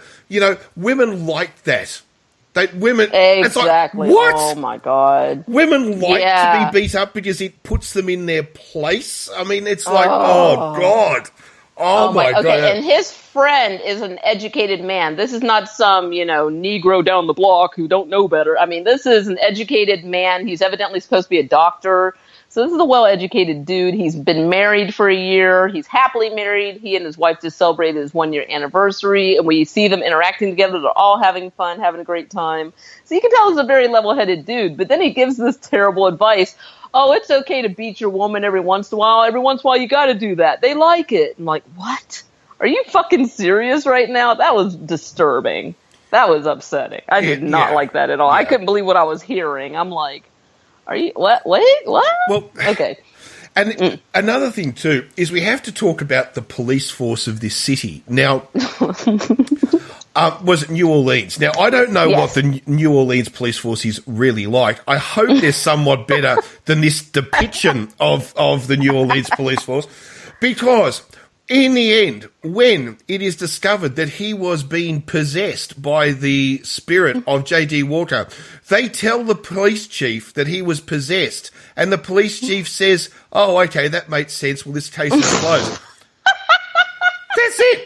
So all you've got to do, apparently, right, in this city, is if you commit a crime, you just say, I was possessed, and basically the police will let you go. That is hilarious. You know what? That actually makes me kind of wonder because New Orleans is honestly known for like a lot of hoodoo, voodoo, a lot of witchcraft, a lot of supernatural happenings in the United States. And that kind of makes me laugh because it kind of almost makes me feel like you could almost get away with that in New Orleans, even today, if you could actually legitimately prove. I'm joking, kind of, but at the same time, I almost feel like, well, you know what? If you were going to get away with that defense, the only place maybe you could get away with it is New Orleans. Maybe. I've never. Oh, pardon me. I need a drink of water. I've never been. I've never been to New Orleans, so I couldn't. I can't tell you. But oh my God, yeah, this movie is just full of bad advice, poor decision making. So the J.D. Walker character, whew, oh my God. Okay, so that's another thing that's really disturbing about this movie because you know, one of my favorite movies has nothing but anti-heroes in it, and that is The Warriors. These are all criminals. These are all bad dudes, but you like them and you want them to get home safely. You cannot say the same thing about the character of J.D. Walker. J.D. Walker, the spirit that is possessing poor Isaac or Ike.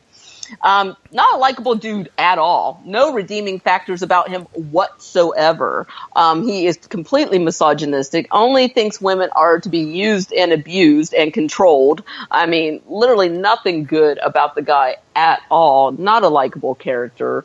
And it's shocking that the whole movie is about him getting revenge for being murdered. And it's like, well, of course you got murdered. You were a horrible person. Even though the way he got murdered was obviously unjustly because he got murdered because somebody thought he killed somebody else.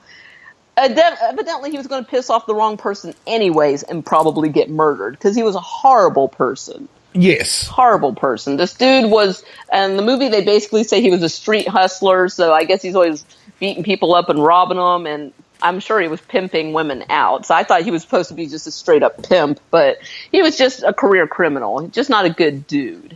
And it's shocking that this whole movie is about him getting his revenge, and he does get his revenge. And you're like, damn. So now he gets to rest in peace, even though he's a piece of shit. Because even when he possessed poor Isaac's body, he went back to his old ways of doing all this horrible shit, like causing physical harm. He walks around with a straight razor and he slices people open in their arms, you know, on their fucking legs, you know, really makes them bleed, you know, cutting people, beating people up, you know, treating women awfully, beats up his girlfriend, tries to rape her later. Oh my God, he randomly beats up an old white lady that he's driving in the cab. Oh my fucking God, that scene is not funny, but it's so shocking that I'm like, are you serious right now? Am I really watching this? Okay, I'll take a breath and let you interject some opinions. I was going to talk about the straight razor that he carries, which is his weapon of choice. Now, I'm just curious, from an American historical point of view, is that something that criminals used to carry? Like, I think so. I think that's very, like, dirty, though. It's very street hustler style. Like, we're going to have a good old-fashioned knife fight, but instead of bringing a knife, you bring a straight razor, because that's really super-duper fucking sharp. Like, that's really, like, it was a mentality. It was almost like a fashion statement, but it was a deadly weapon. Yeah, it's just, like, it said a lot about your style and your personality. If instead of having, like, a switchblade or a knife, you had a straight up fucking straight razor, you know, like I got style and I'll cut you, like, ugh. But that's really interesting because in Australia's history, like going back into the 30s and stuff like that, like before the Second World War, criminals started carrying these razors, these straight razors like J.D. Walker does in this movie. And they were all known as the razor gangs. That's what they were called, right? Because that was the only weapon they used to carry. But the reason why they used to carry them was that in Australia, if you were caught on the street with a gun or a knife, you would go to jail, right? But a razor, that's just a personal piece of equipment, so they couldn't arrest you for it. And that was the reason why the gangs used to carry razors. They would have actually preferred to carry guns, but you know, guns in Australia have never really mixed very well. So, so they carried open razors, and that's. So I was just interested to know You know, if it was an and I was American actually going equivalent. to say that too. Like that was also probably his motive because he's supposed to be a 1940s, criminal. Access to guns were not that common, and whereas you could easily get a knife or a razor blade, I'm guessing. So that was also probably his motivation as well, is that he could easily dispose of that razor if he needed to, but he could also get a new one if he needed to. Because he was not a gun-toting criminal in this movie. He was running around with this fucking razor blade, and yikes, he was deadly with it. Oh, okay. Well, yes, and if you want to see a TV series with some gangland razor action, oh my God, you want to see an Australian TV show called The Underbelly series.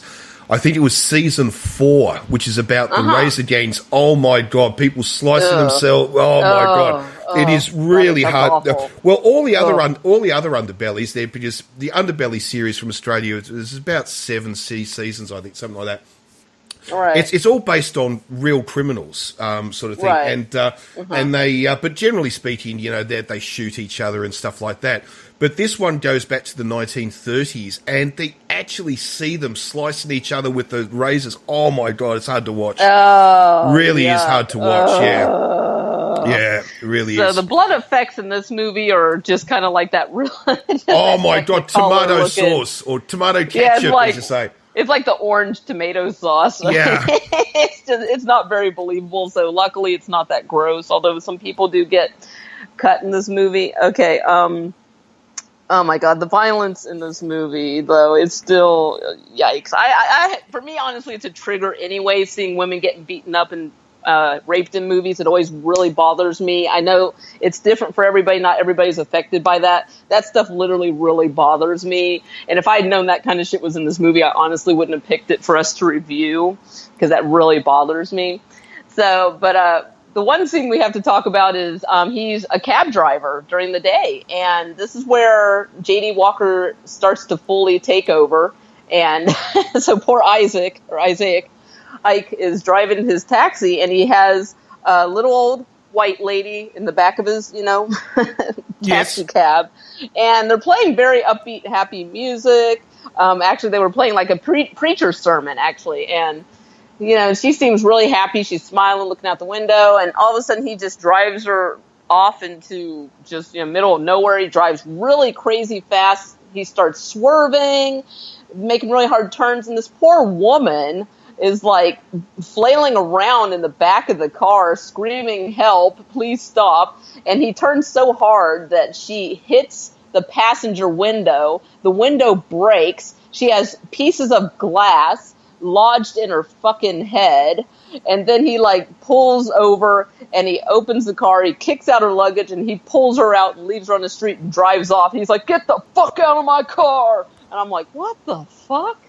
Now, when I looked at reviews of this online, people who saw this movie when they were younger and for that reason carry that nostalgic torch for this film, they think that scene is hilarious. Right. I was just shockingly appalled at this nonsensical random act of violence against a stranger, an elderly old woman.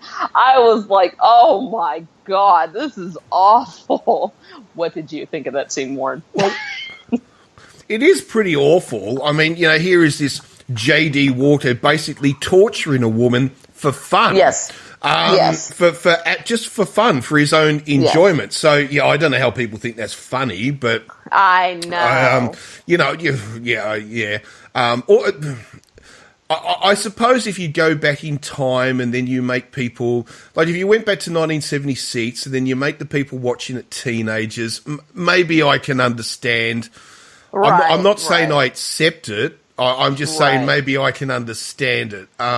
It's still, because teenagers often do laugh at some of the most hideous, horrible. Yes. Yes. But and that's all part of growing up, so I don't really necessarily have a major problem with that. But for me as an adult, oh, no, it's horrible. It's hideous. Torturing a woman for fun, I mean, that's just, it's terrible. The only thing is that when this woman reports it to the police and then the boss of the cab company then sort of says, we don't know who it was. Well, it's a little bit like, well, why don't the police just come and do a lineup? I'm sure the woman could identify who it was. Don't No. You know, it's like worst police force ever in this movie. Well, they seriously. believe that possession is an excuse for murder. So, you know, I mean, hey. Oh my God. You know? Okay, so there's some Okay, so then J.D. Walker really takes over Ike's body, and now he's like dressed up like basically a fucking pimp from the 1940s, and that's when oh God, that's when this movie really takes off. And there's a scene in the bar where he picks up a woman, and he is so jive talking. I can't intimidate it, people. He's just like, she's like, oh, what's your name? He's like, J.D. Walker, Water Walker, Fire Talker, or some bullshit like that. And she falls for this. She thinks it's smooth. So they go home and have sex. And then she's like, that is the best fucking I ever had. And he's like, it's because you're dealing with the ace. And you're like, oh my God. I know. It's I can't. But here's the part where I'm like, wait, what? Here's when she goes, all of a sudden a man comes home. She's like, oh shit, that's my old man. And JD's like, you better go talk to him. I'm like, fuck. So yeah, she's married and her husband comes home. And okay, I have to admit, for some reason, this shit made me laugh, because this is where the actor Glenn Turman, who is playing the Ike/J.D. Walker character, he has to show such range in this movie, because he goes from really conservative and subdued to this over the top jive talking fucking street criminal from the 40s, you know, complete with slang and mannerisms and body language. And whenever that guy walks in and he's just like, he realizes that this man has had sex with his wife, the way J.D. Walker, that face he makes when he goes, yeah, I fucked your woman, and you're just like, Jesus Christ, I can't. And the performance just becomes so over the top after this fucking part. He is always yelling and screaming and making these crazy faces, and I'm just like, and that's when he brings out the fucking razor and starts slashing people, and I'm just like, oh my God, what am I watching? It's I mean, I suppose all we can say is that this is a pure and simple exploitation movie. Oh, so, big time. Big time. So everything in it is going to be highly inappropriate, you know, sort of thing, and taboo. The other thing, too, is that you are absolutely right about his range. The fact that he plays two different characters. Yes. You know, and they're very different characters, not just in the way they dress or do their hair, but also just in the mannerisms of the way they speak and talk and so forth. So he does actually show himself out to be quite talented. You know, he's actually really good in this. Like, as awful as this movie is, and the premise and everything, the acting's really quite strong for this movie. That's a character that's really hard to pull off without looking completely ridiculous. And even though the character is over the top, you realize the personality he's portraying was an over the top person. This was a guy that had just that switchblade temper, that he would get mad in an instant and slash somebody with a razor. And I think Glenn Turman really pulls it off in this movie. Yes. Oh no, he's very good. I actually I really liked him in this film, actually. Yes. And he's still acting today. He's still actively making movies. So good for him. This movie did not end his career. Well, I think everybody at some stage has had to be in a film that they're not necessarily the most proud of. You know, so and the other thing too is that the exploitation genre was huge through the 70s and into the 80s. Yes. You know, I mean, it was incredibly popular, you know, in small cinemas and in drive-ins, if you're in a country that had drive-ins. You know, just not all countries did, obviously. Right. You know, so it was pretty big. I mean, exploitation was big. Yes. You know. It was. We have to talk about the sex scene. The sex scene he has with his girlfriend when he becomes possessed by J.D. Walker. I found that sex scene really uncomfortable. It's supposed to be a rough sex scene. I don't know. It just made me cringe the whole time. I didn't find it sexy, but you could tell. At first, I thought she was really not into it, but then by the end, you're like, oh, no, she's into it. She's liking it. Okay, I thought he was hurting her, but nope, she's liking that roughness. But yikes. That sex scene made me cringe. Well, made me so uncomfortable. Maybe it's because I knew it was a possessed man fucking her. think that's the thing. It's like, so I mean, you know, I would probably sort of say, you know, like, oh, there are couples, and you know, couples like to, you know, experiment, role play, games, all these different yeah, and things. I'm all for that. Yeah, and if so you like it rough, and stuff, that's fine. So totally. There's nothing wrong with that. The problem is, in this case, we know that it's not Ike, right? It's not actually Ike, and so that's what makes it uncomfortable. And then later, the set scenes, well, they're not actually set scenes, they're rape scenes, because rape scenes are not set scenes. It's not the same thing. Oh, that was so upsetting. Right, it's not the same really thing. Bad. Yeah. Just because you've got nudity in the scene does not make it a set scene. No, It often annoys me sometimes. I hear people talk about rape scenes in movies, and they say, oh, and now, the set scene. No, it wasn't a set scene. Oh, I hate that. It was a rape scene. It's not the same thing. Yeah. Right. So, I hate that too. Oh my God. Yeah, there's definitely a difference. Oh my God. Yeah. Definitely.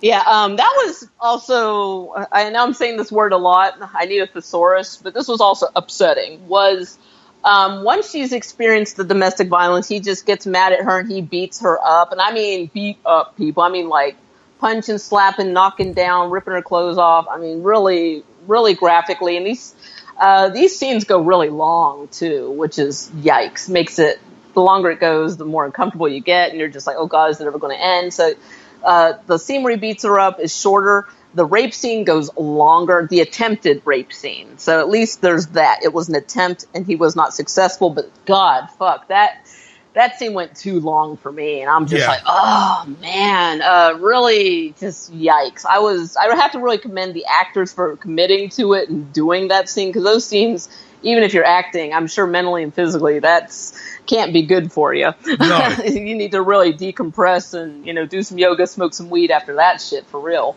But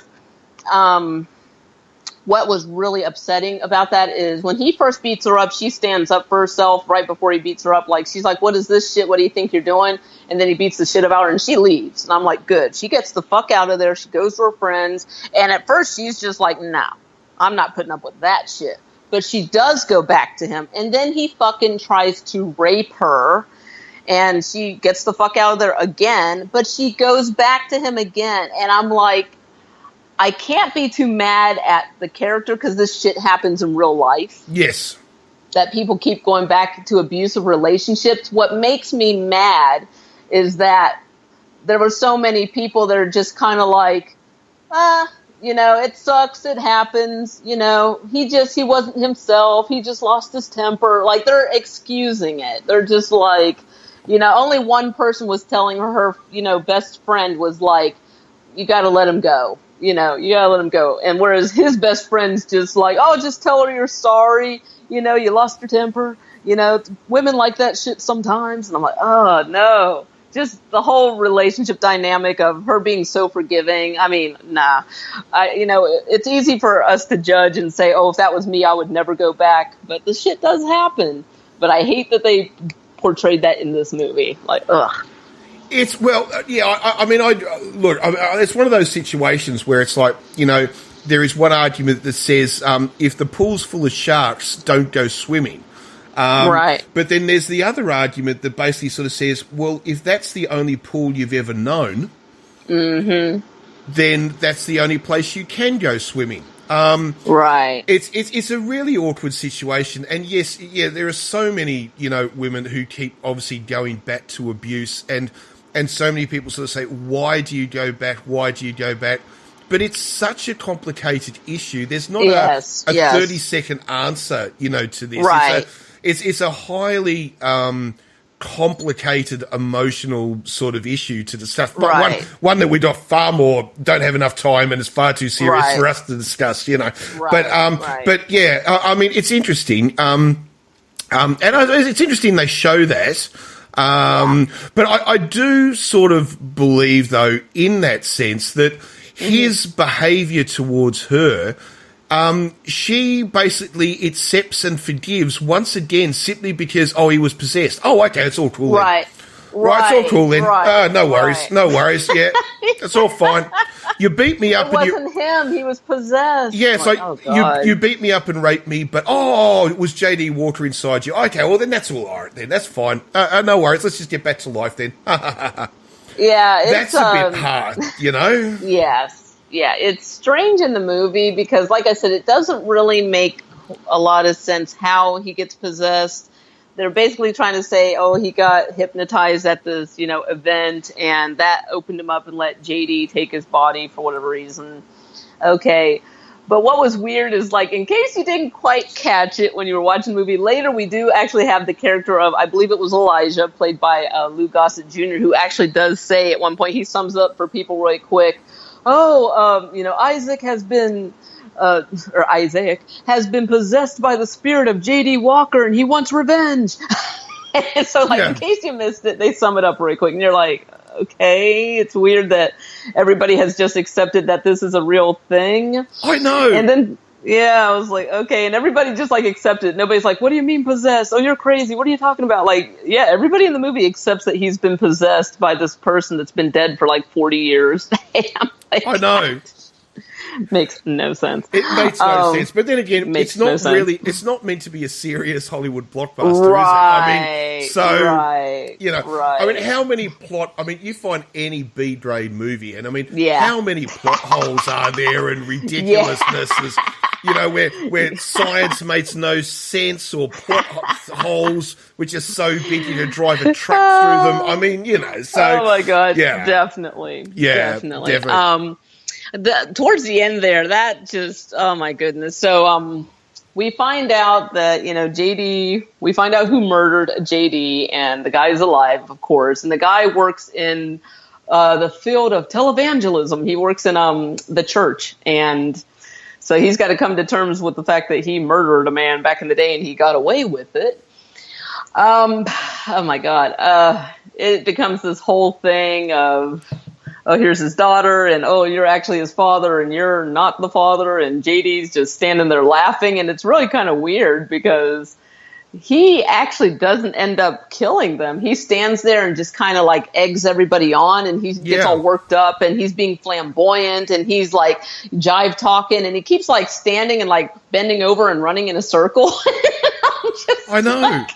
And they, basically, the people they want to get revenge on do themselves in, basically. And it's really, really a strange part of the movie that you're like, wow, J.D. Walker didn't even commit the final murder that happens. But he's satisfied because now that person's dead. And I guess he just leaves Ike's body.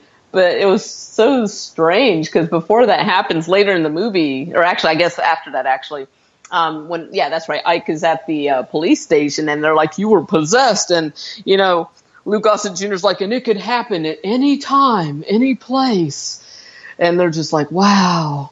And then this is just so acceptable. I mean, this is like forensic science.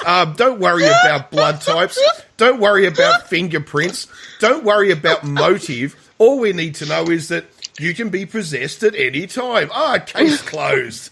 And then he's in the fucking police station, and they're letting him go. And Ike is just like, "Oh, I never want to come back here." And I'm like, what? I know he shakes the hand of the police inspector or something and sort of says, I never want to come back here again. Oh, thank you. And he thanks him for his time, and all his friends are there. Oh, I'm so glad that's over. Oh, so am I. I'm so glad. It's like it never happened. It's like they just... Wow. Yeah, I know. Just wow. Yeah. Just wow. And it's a happy ending. But it's just, but it doesn't. And it's the other thing too. Is like we said before, his girlfriend doesn't take 6 months to get over it, to forgive him, to deal with it. No, she gets over it in 30 seconds. That would be so traumatizing if somebody you were in a relationship with beat the shit out of you and then tried to rape you, and this is all within the same fucking week. I'm like, I mean, man. you know, you really shouldn't hold a grudge. It's not healthy for you, but you also should not be that fucking quick to forgive. Like a little bit of caution will do you good. Oh my God. Well, it's a little bit like, imagine if you're in a relationship with somebody, everything was absolutely perfect, had been for 10 years, no problems at all. And then let's say somebody developed a mental illness, for argument's sake, all right? Mm-hmm. And then they did some horrible things to their partner, all right, because of the mental illness, which was untreated. Now, let's say that happens, then doctors and so forth start treating the illness, and they go back to normal, right? They go back to who they are.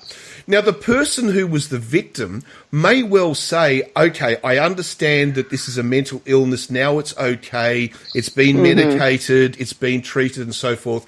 And eventually come back to that person. But they wouldn't do it in 30 seconds. No. It might take 6 months. It might take 12 months of gradual. Right. You know, it's like... Yeah. But this whole thing is like, oh, you were possessed. Oh, okay. No, I didn't like that at all. I just don't remember if I'm ever caught speeding or running a red light by accident or something like that. If the police officer knocks on the window and sort of says, you did something wrong there, I can just say, I was possessed. And don't forget to tell him who you were possessed by. J.D. Walker. And he'll be like, who's that? And you have to say it was a 1940s pimp from New Orleans in the United States. That's exactly right. And the police officer will basically sort of say, well, on your way, dear sir. Obviously not your fault. Oh, my goodness gracious. Okay, I forgot to mention this. This scene is kind of funny, but not for very long because, yikes, it starts getting scary. So this movie's for 1976, the height of 70s fashion. We've got afros, we've got, high-waisted jeans, we've got polyester everything. But yeah, almost every, male in this movie is rocking an afro. So we've got Ike, rocking his 70s fro, and when J.D. Walker really starts to take over, that's when he goes and perms his hair. He straightens it. And that's just that fucking gangster straight hair perm. And his girlfriend's just like, what did you do to yourself? I know. That part is kind of funny. And, she even finds his fedora because now he's got to start dressing like, J.D. Walker. And he's got his fedora and she's kind of laughing and she puts it on her head and she's like, what is this? The way he snatches that fucking hat off her head, you're just like, uh-oh. It's yikes. It's a scary scene because bad shit's coming after that, and it does. And I know. Whew, yeah. Yeah. But one thing I have to say, Velvet, is the 70s gave nothing to society.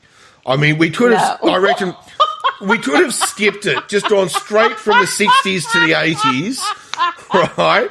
The 70s is just, there is nothing in my mind. There is nothing good. There's only one good thing that came out of the 70s, and that is that if you were born in a country that had a beach culture, the 70s was brilliant. It was magnificent. Everything else, the 70s, fuck it. We could just do without it. I don't want to say every movie, but the majority of films that we review from the 70s are usually my least favorite. There's just something about the movie. I mean, we're also not picking out the cream of the crop when it comes to 70s cinema. So we're not saying there are no good movies from the 70s. Of course there are. But when it comes to the cult film culture, there's just these really obscure, crazy, weird, sometimes horrific genres that came out of the 70s that were really unpleasant by today's viewpoint. If you look at just, the messages, the story delivery, the things that actually happened in the films. And this movie, rightly so, it deserves to belong on a list of the top 50 worst films ever made, just because of the acceptance of the misogyny, the horrible advice for domestic abuse, the forgiveness of rape, 5 seconds after it happens. Yikes. I cannot recommend this movie to anyone. Well, but the other thing, I agree with all that, but the other thing too for me is that there's just something about the whole culture of that time. It's like, even if you just look at the way people dressed, I mean, you go from the 60s where people wore tailored suits and tailored dresses, right? You don't, right? And then through the 70s, all hell breaks loose with the weirdest shit, right? Okay, Yeah. but then you get back. Then you get into the 80s, and then we come up with Casual Chic, and the idea we go back to be normal again. It's just like the 70s were just like, oh. Fuck me drunk. Just totally do without it, really. But seriously. Yeah, and I suppose maybe that's one of the reasons why it was the decade of exploitation. Yes. I guess so. Yeah, that makes a lot of sense. Yeah. I think I've said all I can really say about this movie. I just can't believe the theme of today's show was unintentionally misogynistic. Yes, I know. We did not work it out that way. It's a shame we didn't have our third movie choice to break it up. At least we had our mini movie that definitely had some merit to it, I think. And also our first film was actually really cute, and it had a very positive, uplifting message. But this movie, yikes, doesn't really have a message. It is just pure exploitation. It's black exploitation, as they like to call it. I definitely have to make it up to everybody by finding a good black exploitation film in the future that does not leave a bad taste in our mouths after watching it. Well, I was going to ask a question, actually, Velvet, about blaxploitation itself, and that is that. Look, I know a lot about Ozploitation. I know a little bit about the Italian and German exploitation scenes of the 70s. Mm-hmm. But blaxploitation is something I don't really know a huge amount about. And I was wondering, is there sort of a feeling that would come after the 70s that even though they were terrible films, but it meant there was consistent work for American black actors? Yes. Definitely. Which would end in the 80s. Yes, absolutely. So, yeah, I mean, you hit the nail right on the head with the hammer. Yeah. You said it. Consistent work for African Americans. So, yeah, but I don't understand why the genre had to be what it is. Like, why couldn't it be this wave of empowering movies? But instead they were considered, I guess, empowering at the time through the violence and the sheer audacity. I mean, well, I guess it makes sense, actually. Culturally, in these films, black people are fighting. They're fighting back. But they're oftentimes fighting each other is the fucked up thing. So, it's often the case with any revolution, though, isn't it? I mean, because, look, equal rights in the United States is still a revolution. It's like... female equality is a revolution, gay rights is a revolution. And in any revolution, whether it be social or whether it be political, it's not uncommon for people on the same side to infight. It's not uncommon at all. I mean, in the feminist movement, you will often find a lot of people on extremes who don't agree with each other, even though they stand for the same cause. Even you look at the Russian Revolution with the Soviet, they split into various different groups, even started killing each other. It got so bad, Geez. So any revolution, this stuff sort of happens. So is probably what I would say, in regards to fighting each other. But it's were blaxploitation movies primarily aimed at the African American audience, or I not? Believe so. They were. Oh, I believe so. Okay. Yeah, I think so. Because, I mean, it really, even though these were not the best role models, at the same time, it was depicting what you wanted to see. You want to see the cool dude with the fly car, flush with cash, with the hot ladies. Yes. It's like, I suppose it's like, what they say, the 60s died, in 1969, but the whole idea was that I suppose it was that time of rebellion, and the 70s was that rebellion. And so everything had to be extreme. Fashion was extreme, movies were extreme. So exploitation fits into it, I suppose so extremely well. But what is interesting too is if you look at, let's say, Russian cinema at the end of the Soviet era, so when the Soviet fell and the Russian Federation was formed, cinema there started to experiment where it couldn't experiment before. So as soon as you give people freedom, they will often go to extremes, you know, and then it will over time then start to find its way back. And yeah, this movie was just part of that extreme time. Yeah, and I'm glad it's over. So am I. Oh, man. Yeah, I could not in good faith recommend this movie to anybody. But at the same time, if you are a fan of blaxploitation and you enjoy these kind of themes in your blaxploitation, then you definitely want to see this. It is a really original storyline. I mean, it is the one reason I picked it is it was so ridiculous. A man gets possessed by the spirit of a 1940s pimp who was murdered. I keep saying pimp. He was really, in the movie, they call him a street hustler. He was just had his hands in everything, a little bit in everything, committing crimes. Just a violent dude, misogynistic dude that meant a violent end, and he wants to avenge his death.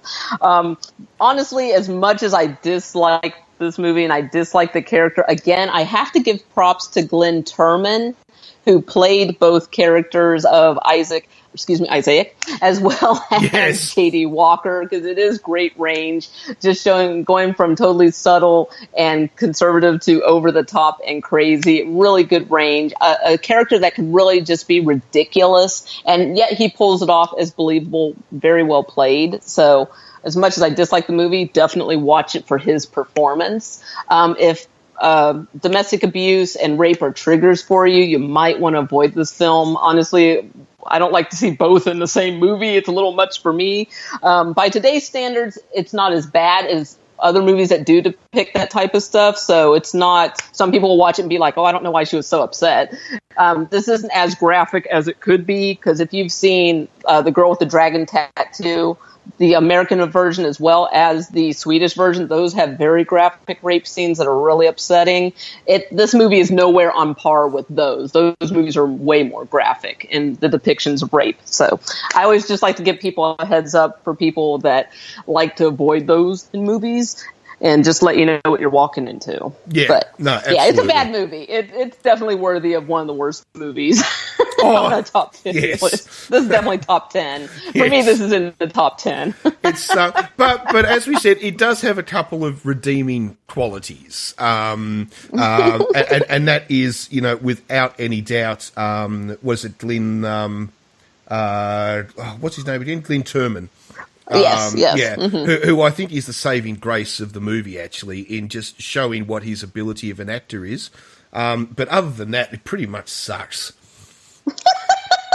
Yeah, it does. It's, you know, and I think, honestly, I just think I don't like exploitation. Yeah. This is just not my genre. But still, you know, you got to expose yourself to stuff, because there's always exceptions to the rule. Because, you know, I don't like rom-coms. But there are a couple out there that I'm like, I love that movie, even though it's a rom-com, you know? So there's always exceptions. So it's good to keep putting your feelers out there and expose yourself to different things. Don't just say, oh, I don't like exploitation, and never watch exploitation movies, because then you're going to miss out on the ones you do actually enjoy. That's exactly right. I mean, look, I can handle exploitation as long as it's in small doses. That's the way I view it. Well, no, actually, I need to rephrase that. I can handle exploitation movies as long as they're in small doses. That could have been snipped out sounding very, very different. Not what I meant at all. Yes. Okay, I'm ready to rate it if you are. All right. So, all right. Am I going first? I'll go first. I think it's pretty obvious. Mine's not going to be very high, but it's not as low as it could be, because, again, for me, the redeeming factor is Glenn Turman's performance. If they had not gotten such a strong actor for this movie, it would have been a 0. But because I did actually enjoy his performance, and he really elicited a lot of emotion from me. I was just like appalled. I disliked him. I thought he was horrible. I just like, oh my God, this person is awful. Out of a possible 5 Eric Roberts, I am going to give this a 2. 2 Erics. Oh, I'm not going to be as generous. I'm giving it I'm giving it a 1. Now now I'm rethinking my score. Now I'm going to stand by 2. No.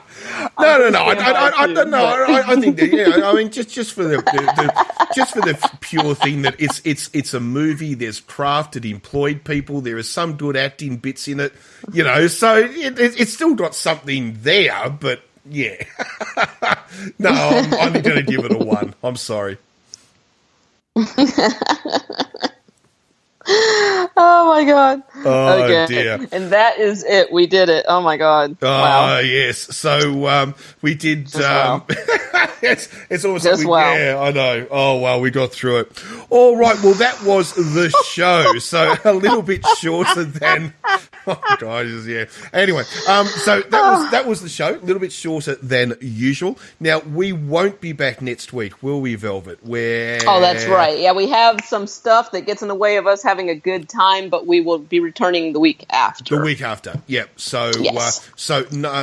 No show next weekend, just to let you know. And I think that's it. So that was number 72. Anything we want to say or shout out, Velvet? No, just our usual stuff. You can follow us on Twitter at Cult Movie Show. I will also be tweeting out the link for our mini movie this week, Plain and Simple, as it's called, from French Canada, as I like to jokingly say. It's from Canada in French language. Very lovely short film. So I definitely want to tweet out that link so you guys can check it out and watch it as well. Feel free to email us, cultmovieshow@gmail.com. If you have film requests, if you have a mini movie or independent film that you would like us to review on the show, or if you'd like to come on and talk on the show about some movies with us, just give us a heads up. Let us know. We'd love to have you. And I think that's it. Take it away, Warren. Yeah, I think that's about it. So we will see. I was about to say we'll see you next. Well, we won't see anybody. I know. I don't know how to say that. I know. I actually forgot until you said that. I was like, "Oh shit, that's right. We can't next week, but we will be back." But it's also the term "we will see you." No, we won't see you. It's like. We will see you in spirit, but not the spirit of J.D. Walker. Oh, my God. Okay. All right. Wow. So we will be back, of course, in 2 weeks' time with podcast 73. So until then, we will leave you, as we always do, with the spirit of Alana Evans. And perfect. Yes. Cheers, guys.